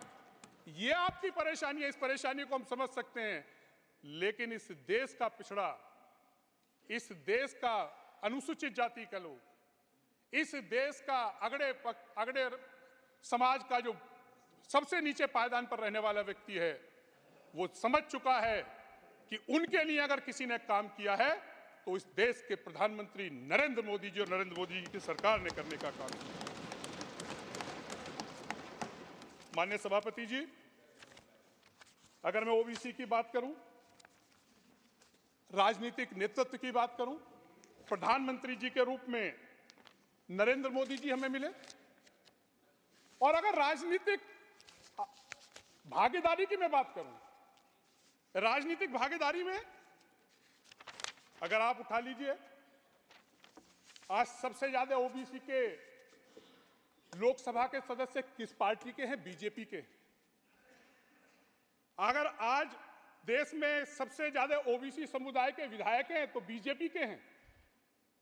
अगर विधान परिषद के सबसे ज्यादा ओबीसी के सदस्य हैं तो बीजेपी के हैं। आज सबसे ज्यादा इस देश की आजादी के बाद मंत्री अगर बने ओबीसी के तो वो नरेंद्र मोदी जी की सरकार में बने। सबसे ज्यादा राजनीतिक हिस्सेदारी, जिसकी लड़ाई, जो बाबा साहब ने जिसके लिए संघर्ष किया, जो बाबा साहब को आपने हरवाने का काम किया, राजनीतिक हिस्सेदारी, राजनीतिक नेतृत्व तो आपने नहीं उभरने दिया, वो राजनीतिक हिस्सेदारी देने का काम ओबीसी के लोगों को नरेंद्र मोदी जी की सरकार ने, नरेंद्र मोदी जी की सरकार ने काम करने का। आपने क्या किया? नौकरी की तरफ ओबीसी एससी को नौकरी मिल जाए, आरक्षण की आप बात करते रहे, जिसमें आपकी नीयत नहीं थी, नेहरू जी की भी नीयत नहीं थी। लेकिन नरेंद्र मोदी जी की को बधाई देना चाहूंगा, इस देश के प्रधानमंत्री जी को। उन्होंने समाज के उस वर्ग को, जो ओबीसी का सबसे पिछड़ा वर्ग है, जिसे हम विश्वकर्मा समाज कहते हैं, जो नाई, जो हमारा धोबी है, जो लोहार बढ़ई है, उस समाज, कुम्हार, जो अपने हाथ से काम करता था, जिनके पास स्किल होता था, वो धीरे धीरे इस नौकरी के चक्कर में वो स्किल उनका खत्म हो गया। इस देश के प्रधानमंत्री ने समाज के उस वर्ग की चिंता करने का काम किया और विश्वकर्मा जैसी महत्वपूर्ण योजना उनके लिए लेकर आए, जिसमें उनको स्किल तो किया ही जाएगा, उनको साथ साथ उनको अपना व्यापार करने के लिए भी उनको संसाधन उपलब्ध कराए जाएंगे, उनको धनराशि उपलब्ध कराई जाएगी। ये इस देश के प्रधानमंत्री नरेंद्र मोदी जी की सोच। माननीय सभापति जी, किसानों को लेके एक बड़ी योजना, पहले किसानों से पहले मैं आयुष्मान के अपने अनुभव जरूर शेयर करना चाहूंगा। सभापति जी, आप भी किसान पुत्र हैं, आपने भी गांवों में देखा होगा अपने समय। गांव में अगर अक्सर हमारे बहुत से लोगों का अनुभव होगा जो रूरल बैकग्राउंड से आते हैं, वहां जाकर जब किसी गरीब परिवार का व्यक्ति बीमार हो जाता है और उसके पास इलाज के लिए पैसे नहीं होते, तो वो एक काम करता है कि पहले तो ये करता है कि कहीं से पैसे उसको उधार मिल जाए। अगर उसको गांव में कोई उधार भी नहीं देता था तो फिर उसके बाद वो कर्ज लेता था, और जब गंभीर बीमारी हो जाती थी, लाइलाज हो जाता था, वो संभव नहीं हो पाता था, तो वो अपने मरीज को अपने घर लेकर जाता था धन के अभाव, और उसको समय का उसका इंतजार करता था। ये स्थिति हमारे गांवों में आम आदमी, गरीब आदमी की थी। ये पीड़ा थी इस देश की इस गरीब की इस पीड़ा को समझने का काम आयुष्मान योजना के माध्यम से देश के प्रधानमंत्री नरेंद्र मोदी जी ने किया, और आयुष्मान योजना लाकर इस देश में किसी भी गरीब परिवार के व्यक्ति को अब इलाज के लिए पैसे की जरूरत नहीं पड़ेगी। 5 लाख तक का इलाज फ्री देने का काम आयुष्मान योजना के माध्यम से देश के प्रधानमंत्री जी ने किया है। और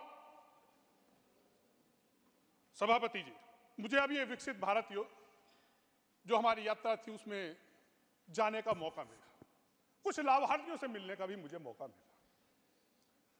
मैं एक दो अनुभव बताकर अपनी बात समाप्त करना चाहूंगा। मैं एक महिला लाभार्थी से मिला। मैं महिला लाभार्थी से पूछा कि क्या तुम्हें लाभ मिला, क्या हुआ? उसने बताया कि मेरे घर में सांसद जी 5 लोगों को डेंगू हुआ था। मैंने कहा हुआ क्या फिर उसके बाद? बोले हम तो इलाज कराने गए और हमें 1 पैसा भी नहीं देना पड़ा, पांचों का इलाज फ्री हुआ। तो मैंने कहा इससे पहले क्या होता? बोले सांसद जी हम नहीं इतना अच्छा इलाज करा पाते, अगर आयुष्मान कार्ड हमारे पास नहीं होता। और उन्होंने मंच से खड़े होकर इस देश के प्रधानमंत्री नरेंद्र मोदी जी का आभार व्यक्त करने का काम किया।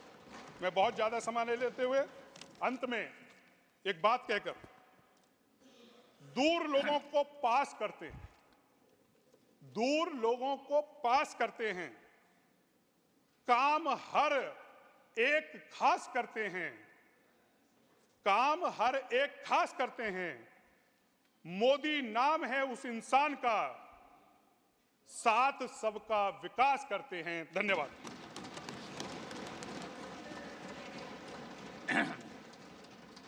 Honorable Prime Minister, to reply the discussion.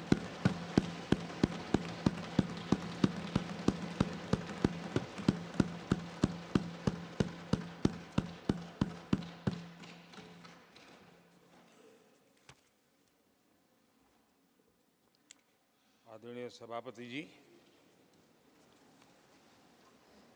मैं यहाँ आदरणीय राष्ट्रपति जी के अभिभाषण की चर्चा में भागीदार बनने के लिए उपस्थित हुआ हूँ और मैं आदरणीय राष्ट्रपति जी के भाषण को मेरी तरफ से आदरपूर्वक धन्यवाद भी देता हूँ, अभिनंदन भी करता हूँ।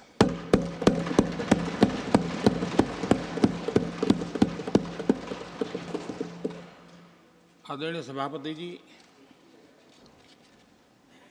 ये 75वां गणतंत्र दिवस ये अपने आप में एक महत्वपूर्ण माइलस्टोन है और उस समय संविधान की यात्रा के इस महत्वपूर्ण पड़ाव पर राष्ट्रपति जी का भाषण, उसका एक ऐतिहासिक महत्व भी रहता है। और उन्होंने अपने भाषण में भारत के आत्मविश्वास की बात कही है, भारत के उज्जवल भविष्य के प्रति विश्वास को प्रकट किया है और भारत के कोटि कोटि जनों का जो सामर्थ्य है, उस सामर्थ्य को बहुत ही कम शब्दों में लेकिन बहुत ही शानदार तरीके से देश के सामने सदन के माध्यम से प्रस्तुत किया है। मैं राष्ट्रपति जी के इस प्रेरक उद्बोधन के लिए और राष्ट्र को दिशा निर्देश के लिए और एक प्रकार से विकसित भारत के संकल्प को सामर्थ्य देने के लिए हृदय से बहुत बहुत आभार व्यक्त करता हूं।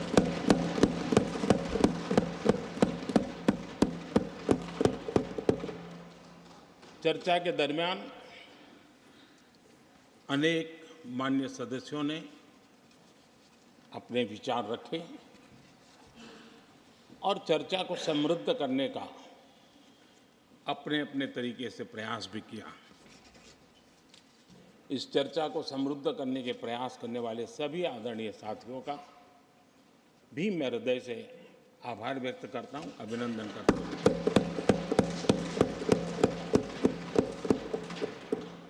कुछ साथियों के लिए आलोचना करना, कड़वी बातें करना, ये उनकी मजबूरी थी उनके प्रति भी मैं संवेदनाएं प्रकट करता हूं।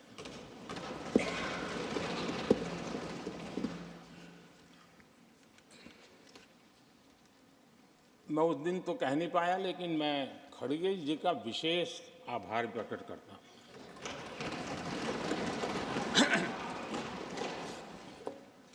बहुत ध्यान से सुन रहा था खड़गे जी उस दिन में, और ऐसा आनंद आया, ऐसा आनंद आया, ऐसा बहुत कम मिलता है। लोकसभा में तो कभी कभी मिल जाता है, लेकिन आजकल वो दूसरी ड्यूटी पर है, तो मनोरंजन कम मिलता है। लेकिन लोकसभा में मनोरंजन की जो कमी हमें खल रही है, उस दिन आपने पूरी कर दी।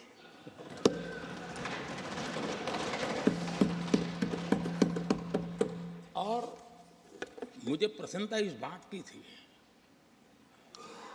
कि माननीय खड़गे जी काफी लंबा और बड़ी इम्तिहान वजह से शांति से बोल रहे थे, समय भी काफी लिया था। तो मैं सोच रहा था कि आजादी मिली कैसे, इतना सारा बोलने की आजादी मिली कैसे। तो मैं सोच तो रहा था, लेकिन बाद में मेरे ध्यान में आया कि 2 स्पेशल कमांडर जो रहते ना उस दिन नहीं थे, और आजकल नहीं रहते वो। और इसलिए बहुत भरपूर फायदा स्वतंत्रता का आदरणीय खड़गे जी ने उठाया।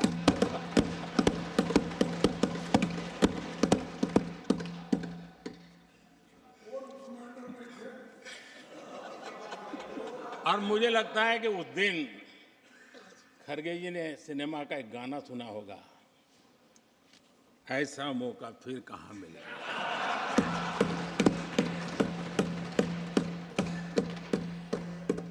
और खड़गे जी भी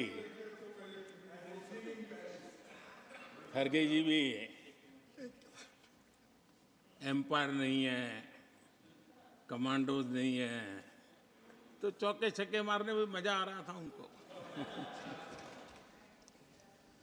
लेकिन एक बात खुशी की रही, उन्होंने जो 400 सीट एनडीए के लिए आशीर्वाद दिया था,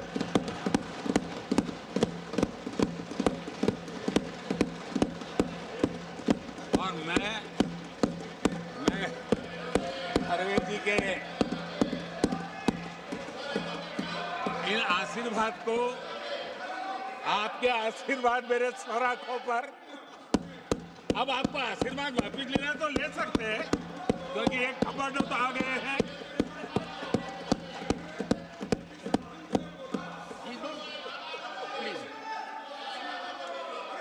आदरणीय सभापति जी, मैंने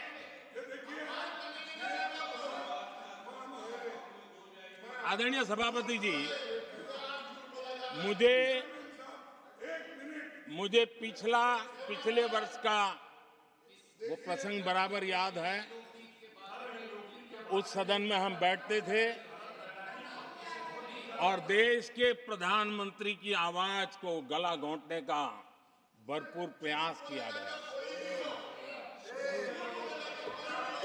हम बड़े धैर्य के साथ, बड़ी नम्रता के साथ आपके एक एक शब्द को सुनते रहे, और आज भी आप न सुनने की तैयारी के साथ आए हैं।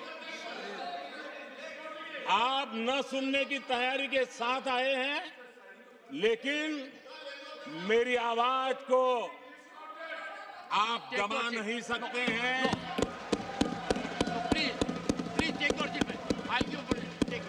देश की जनता ने इस आवाज को ताकत दी हुई है। देश की जनता के आशीर्वाद से आवाज निकल रही है, और इसलिए आपने पिछली बार, मैं भी इस बार पूरी तैयारी के साथ आया हूं। मैंने सोचा था कि उस वक्त कि शायद आप जैसे व्यक्ति सदन में आए हैं तो मर्यादाओं का पालन करेंगे, लेकिन 1.5-2 घंटे तक क्या जुल्म किया था आप लोगों ने मुझ पर, और उसके बाद भी मैंने एक भी शब्दों की मर्यादाएं तोड़ी नहीं। आदरणीय सभापति जी, मैंने भी एक प्रार्थना की है, और प्रार्थना तो कर सकते हैं और मैं तो करता रहता हूं। पश्चिम बंगाल से आपको जो चैलेंज आई है,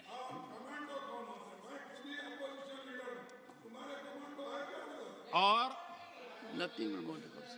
पश्चिम बंगाल से चैलेंज आई है कि कांग्रेस 440 पार नहीं कर पाएगी, 40 पार नहीं कर पाएगी।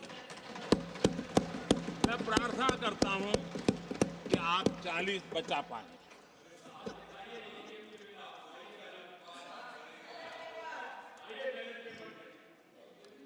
आदरणीय सभापति जी, हमको बहुत सुनाया गया है और हमने सुना है। लोकतंत्र में आपका कहने का अधिकार है और हमारी सुनने की जिम्मेवारी है। और आज जो भी बातें हुई हैं उसको मुझे देश के सामने रखनी चाहिए और इसलिए मैं प्रयास करूंगा। आदरणीय सभापति जी, ये जब सुनता हूं, उधर भी सुना इधर भी सुना, मेरा विश्वास पक्का हो गया है कि ये पार्टी सोच से भी आउटडेटेड हो गई है।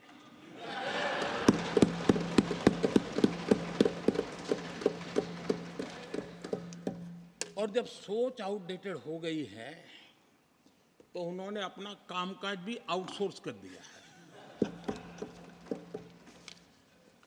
देखते ही देखते इतना बड़ा दल, इतने दशकों पर तक देश पर राज करने वाला दल, ऐसा पतन, ऐसी गिरावट, हमें खुशी नहीं हो रही है।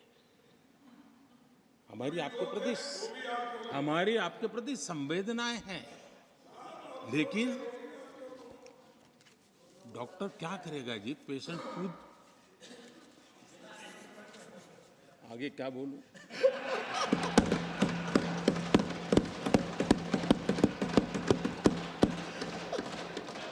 आदरणीय सभापति जी, ये बात सही है कि आज बहुत बड़ी बड़ी बातें होती हैं, सुनने की ताकत भी खो चुके हैं। लेकिन मैं तो देश के सामने बात रखने के लिए जरूर कहूंगा, जिस कांग्रेस ने सत्ता के लालच में सरेआम लोकतंत्र का गला घोंट दिया था, जिस कांग्रेस ने दर्जनों बार लोकतांत्रिक तरीके से चुन करके आई सरकारों को रातों रात भंग कर दी थी, बर्खास्त कर दिया, जिस कांग्रेस ने देश की संविधान लोकतंत्र की मर्यादाओं को जेल के सलाखों के पीछे बंद कर दिया था, जिस कांग्रेस ने अखबारों पर ताले लगाने तक की कोशिश की थी, आवाज, जो कांग्रेस देश को तोड़ने के नैरेटिव घड़ना का नया शौक उनको पैदा हुआ, इतना तोड़ा कम नहीं है, अब उत्तर दक्षिण को तोड़ने के लिए बयान दिए जा रहे हैं।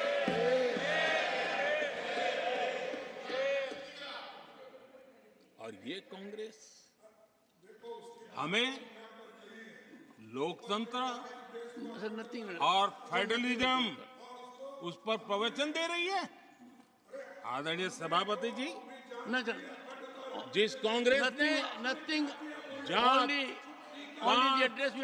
और भाषा के नाम पर देश को बांटने में कोई कसर नहीं छोड़ी, जिस कांग्रेस ने आतंकवाद और अलगाववाद को अपने हित में पनपने दिया, जिस कांग्रेस ने नॉर्थ ईस्ट को हिंसा, अलगाव और पिछड़ेपन में धकेल दिया। जिस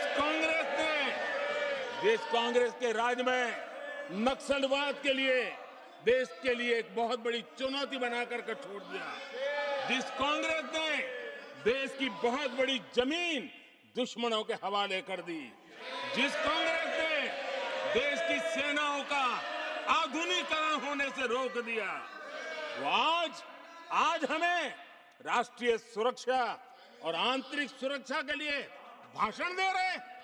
जिस कांग्रेस ने आजादी के बाद से ही कंफ्यूज रही, उनको उद्योग जरूरी है कि खेती जरूरी है, उसी कंफ्यूजन में गुजारा किया। जो कांग्रेस तय नहीं कर पाई कि नेशनलाइजेशन करना है कि प्राइवेटाइजेशन करना है, उलझती रही। जो कांग्रेस 10 वर्ष में 12 नंबर से 11 नंबर पर आर्थिक व्यवस्था ले आ पाई, 10 साल में 12 से 11 नंबर। और आप 12 से 11 आने में बहुत मेहनत नहीं पड़ती है, जैसे जैसे आगे बढ़ते हैं तो मेहनत और बढ़ती है। हम 10 साल में 5 नंबर पे ले आए। और ये कांग्रेस हमें यहाँ आर्थिक नीतियों पर लंबे लंबे भाषण सुना रही है।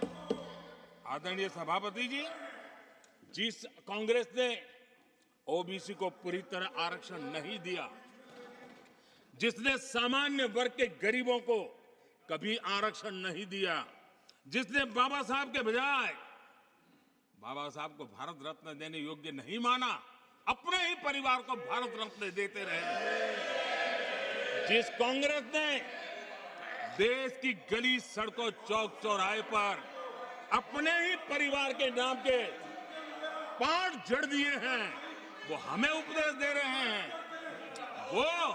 वो हमें सामाजिक न्याय के पाठ पढ़ा रहे हैं। आदरणीय सभापति जी, जिस कांग्रेस के अपने नेता की कोई गारंटी नहीं है, अपनी नीति की कोई गारंटी नहीं है, वो मोदी की गारंटी पर सवाल उठा रहे हैं।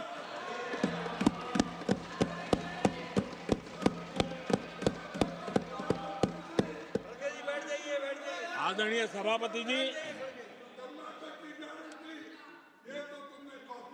आदरणीय सभापति जी, यहाँ एक शिकायत थी।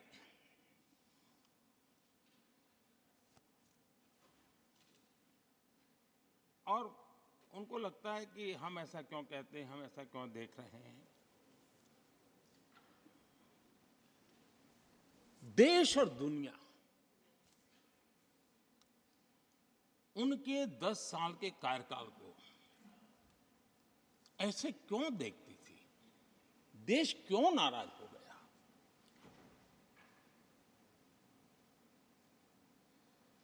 इतना गुस्सा देश को क्यों आया?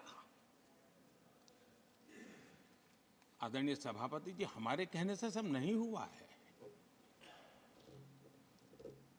खुद के कर्मों के फल और अब तो सामने रहते हैं, वो कोई दूसरे जन्म में नहीं होते हैं, इसी जन्म में।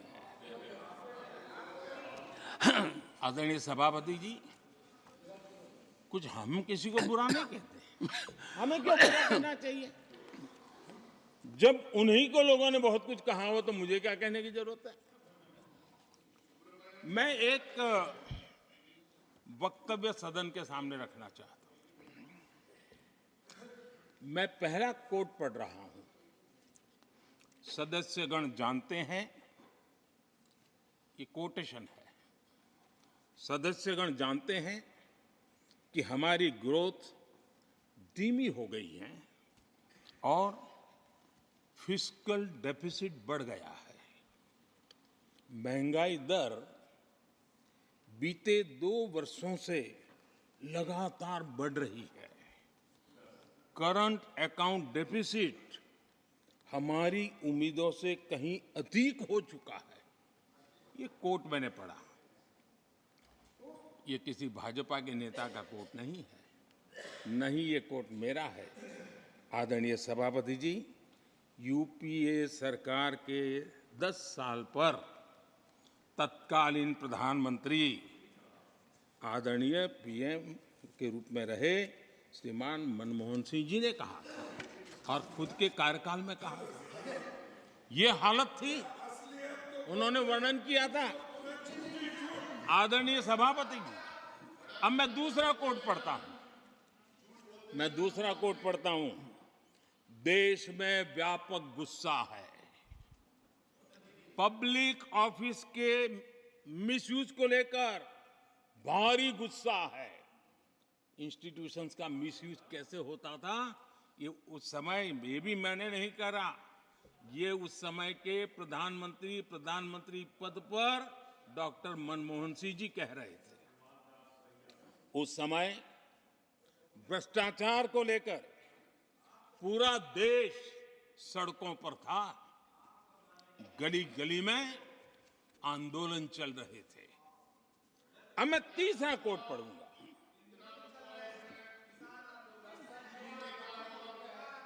एक संशोधन की कुछ पंक्तियां हैं, इसको भी आप सुनिए।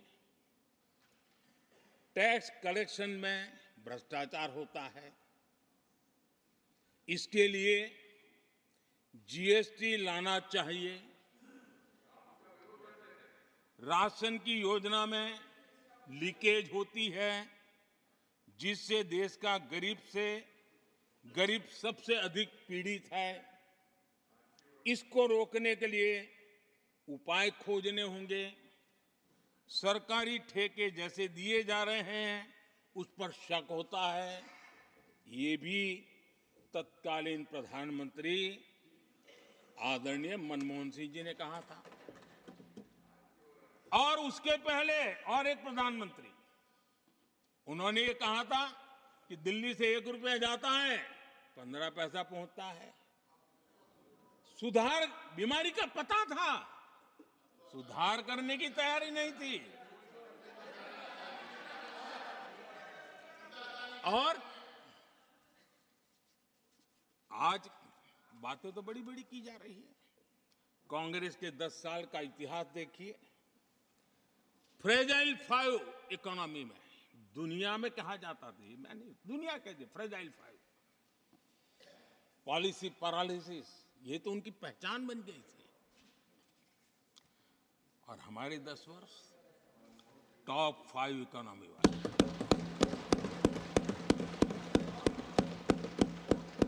हमारे बड़े और निर्णायक फैसलों के लिए 10 साल याद किए जाए। आदरणीय सभापति जी, हम उस कठिन दौर से बहुत मेहनत करके, सोच समझ करके देश को संकटों से बाहर लाए हैं। ये देश ऐसे ही आशीर्वाद नहीं दे रहा है। आदरणीय सभापति जी, यहां सदन में अंग्रेजों को याद किया गया। Unbecoming conduct. Please continue. No please please. आदरणीय सभापति जी, इस सदन में अंग्रेजों को याद किया गया। अब राजा महाराजाओं का तो अंग्रेजों के साथ गहरा नाता रहा था उस समय। तो अब मैं जरा पूछना चाहता हूं कि अंग्रेजों से कौन इंस्पायर्ड था। मैं तो ये तो नहीं पूछूंगा कि कांग्रेस पार्टी को जन्म किसने दिया था, ये तो मैं नहीं पूछूंगा। आजादी के बाद भी देश में गुलामी की मानसिकता को किसने बढ़ावा दिया? अगर आप अंग्रेजों से प्रभावित नहीं थे तो अंग्रेजों की बनाई दंड संहिता, पिनल कोड, आपने क्यों नहीं बदली?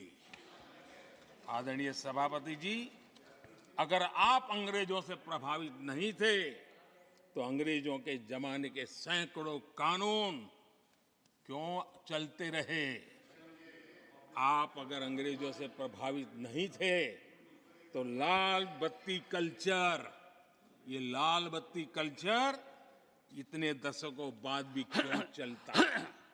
अगर आप अंग्रेजों से प्रभावित नहीं थे तो भारत का बजट शाम को 5 बजे इसलिए आता था क्योंकि ब्रिटिश पार्लियामेंट का सुबह शुरू होने का समय होता था।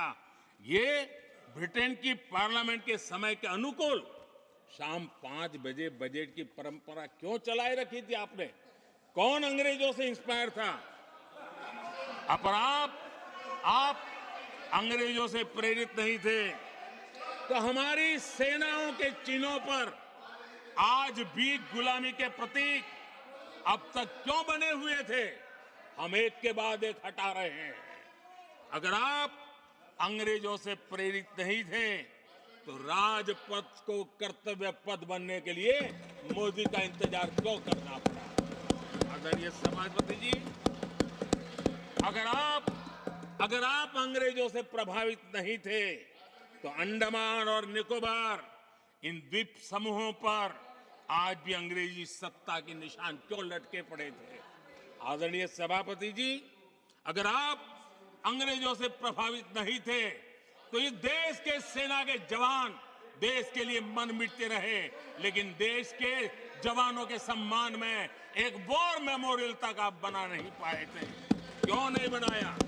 अगर आप अंग्रेजों से इंस्पायर्ड नहीं थे, प्रभावित नहीं थे, तो भारतीय भाषाओं को हीन भावना से क्यों देखा?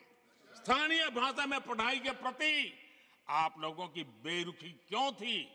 आदरणीय सभापति जी, अगर आप अंग्रेजों से प्रेरित नहीं थे तो भारत को मदर ऑफ डेमोक्रेसी बताने में आपको कौन रोकता था?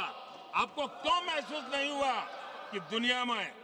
आदरणीय सभापति जी, मैं सैकड़ों उदाहरण दे सकता हूं कि आप किस प्रभाव में काम करते थे और देश को सुनते ये सारी बातें याद आने वाली है।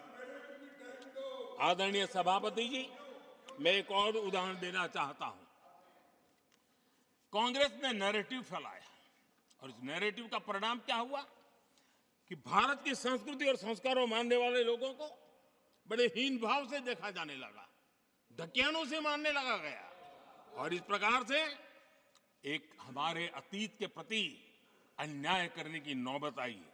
अपनी मान्यताओं को गाली देते हैं, अपनी अच्छी परंपराओं को गाली देते हैं तो आप प्रोग्रेसिव हैं। इस प्रकार के नैरेटिव गढ़े जाने लगे देश में, और उसका नेतृत्व कहां होता था ये दुनिया भली बातें जानती है। दूसरे देश से आयात करना, उसको गर्व का, और भारत की कोई चीज है तो दूसरे दर्जे की है, ये स्टेटस बना दिया गया था। ये स्टेटस सिंबल बाहर से आया, मेड इन फॉरेन स्टेटस बना दिया था। ये लोग आज भी वोकल फॉर लोकल बोलने से बच रहे हैं। मेरे देश के गरीबों के कल्याण का काम हो रहा है। आज आत्मनिर्भर भारत की बात उनके मुंह से नहीं निकलती है। आज मेक इन इंडिया कोई बोलता है तो उनके पेट में चूहे दौड़ने लग जाते हैं। आदरणीय सभापति जी, देश ये सब देख चुका है और अब समझ भी चुका है, और उसी का परिणाम आप भुगत भी रहे हैं। आदरणीय सभापति जी, राष्ट्रपति जी ने अपने अभिभाषण में विस्तार से चार सबसे बड़ी जातियों के विषय में हम सबको संबोधित किया था। युवा, नारी, गरीब और हमारे अन्नदाता।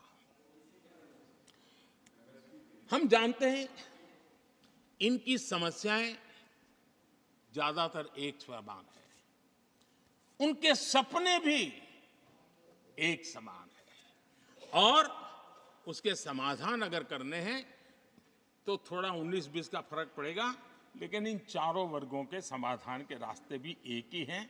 और इसलिए उन्होंने बहुत ही उपयुक्त रूप से राष्ट्र का मार्गदर्शन किया है कि इन 4 स्तंभों को मजबूत करिए, देश विकसित भारत की तरफ तेज गति से आगे बढ़ेगा।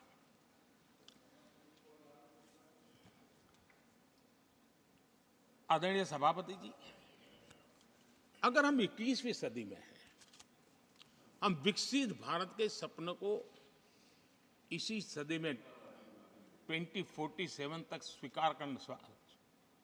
सिद्ध करना चाहते हैं, तो 20वीं सदी की सोच नहीं चल सकती इस समय। 20वीं सदी का स्वार्थी एजेंडा,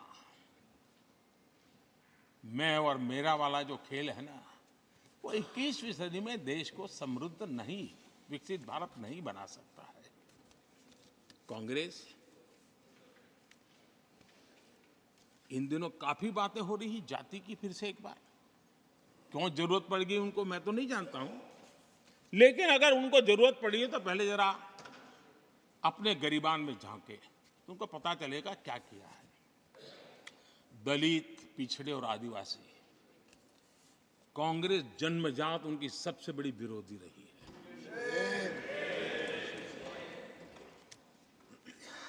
और मैं तो कभी कभी सोचता हूं, अगर बाबा साहब न होते ना, तो शायद कि SC ST को आरक्षण मिलता कि नहीं मिलता, ये भी मेरे मन में सवाल उठता है। आदरणीय सभापति जी, और मैं ये कह रहा हूं, इसके पीछे मेरे पास प्रमाण है। इनकी सोच आज से नहीं, उस समय से ऐसी है, मेरे पास प्रमाण। और मैं प्रमाण के सिवाय मैं यहां कहने के लिए नहीं आया। और जब बातें वहां से उठी हैं, तो फिर तैयारी रखनी चाहिए उनको। मेरा परिचय तो हो चुका है, 10 साल हो गए।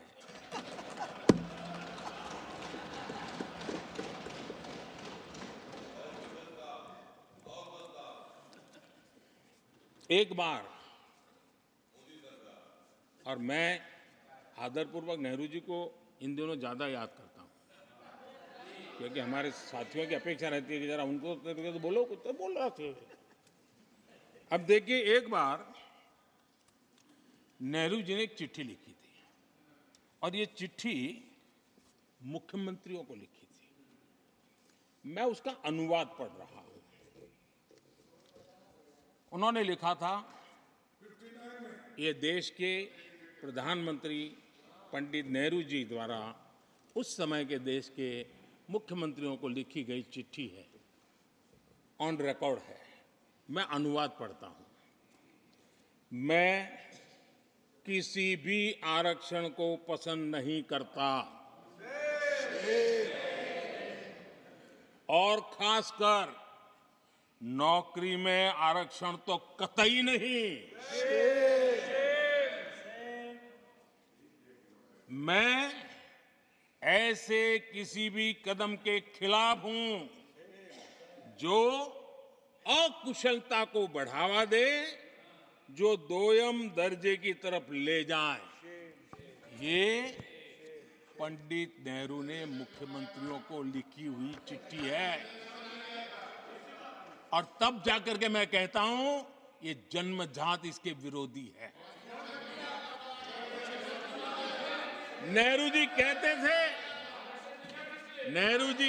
थे, अगर SC ST OBC को नौकरियों में आरक्षण मिला तो सरकारी काम का स्तर गिर जाएगा। और आज जो आंकड़े गिनाते हैं ना कि इतने यहां है, इतने यहां है, उसका मूल यहां है, क्योंकि उस समय उन्होंने रोक दिया था, रिक्रूटमेंट ही मत करो। अगर उस समय सरकार में भर्ती हुई होती और वो प्रमोशन करते करते आगे बढ़ते, तो आज यहां पर पहुंचते। सभापति जी, ये कोर्ट में पढ़ रहा हूं, आप वेरीफाई कर सकते हैं। मैं पंडित नेहरू का कोट पढ़ रहा हूं।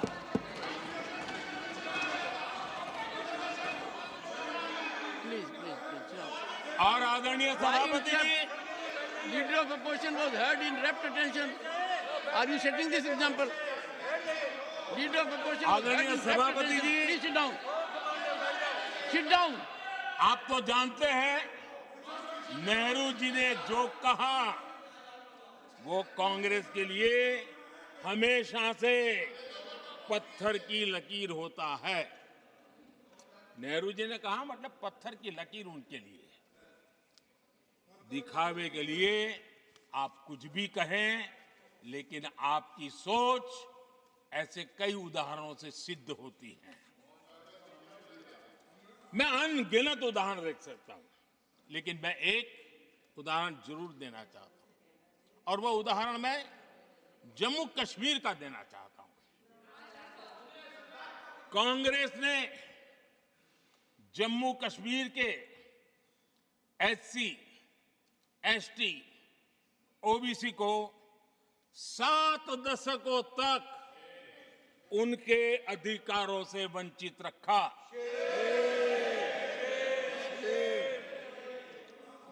आर्टिकल 370 में हम कितनी जीतेंगे उसकी बात अभी नहीं कर रहा हूं।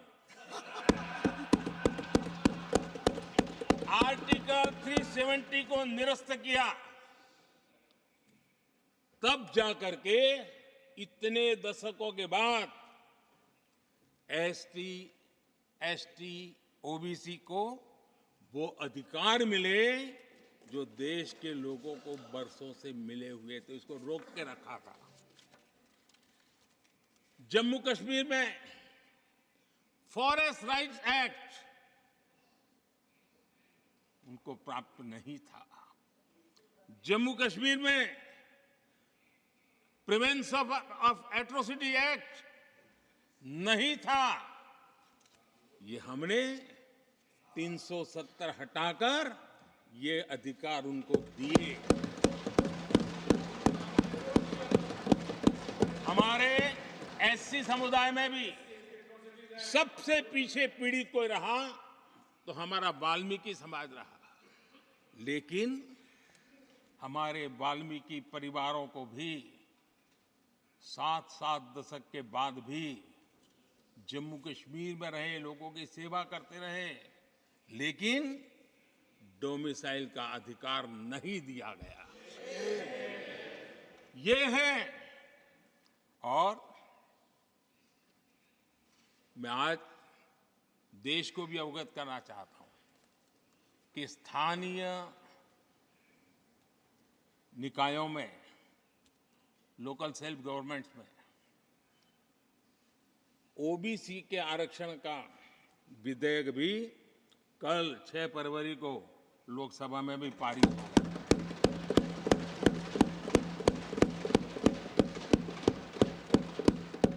आदरणीय सभापति जी, एससी, एसटी, ओबीसी उनको बड़ी भागीदारी ने कांग्रेस और साथियों को हमेशा परेशानी रही है। बाबा साहब की राजनीति को, बाबा साहब के विचारों को खत्म करने के लिए कोई कसर उन्होंने छोड़ी नहीं है। वक्तव्य अवेलेबल है, चुनाव में क्या क्या बोला गया है वो भी अवेलेबल है। इसको भारत रत्न भी देने की तैयारी नहीं थी, वो भी भाजपा के समर्थन से और सरकार बनी, तब बाबा साहब को भारत रत्न। इतना ही नहीं, सीताराम केसरी अति पिछड़ी जाति से कांग्रेस पार्टी के अध्यक्ष उठा करके फुटपाथ पर फेंक दिया गया। ओबीसी, वो वीडियो अवेलेबल है, वो देश ने देखा सीताराम केसरी के साथ क्या हुआ। और आदरणीय सभापति जी, इनके एक मार्गदर्शक अमेरिका में बैठे हैं। सभापति जी, इनके एक मार्गदर्शक अमेरिका में बैठे हैं। Sir, only the address will go on record. जो Only address, no. पिछले चुनाव में हुआ तो हुआ के लिए फेमस हो गए थे, और कांग्रेस इस परिवार के काफी करीबी है। उन्होंने अभी अभी संविधान निर्माता बाबा साहब आम्बेडकर के उनके योगदान को छोटा करने का भरपूर प्रयास किया।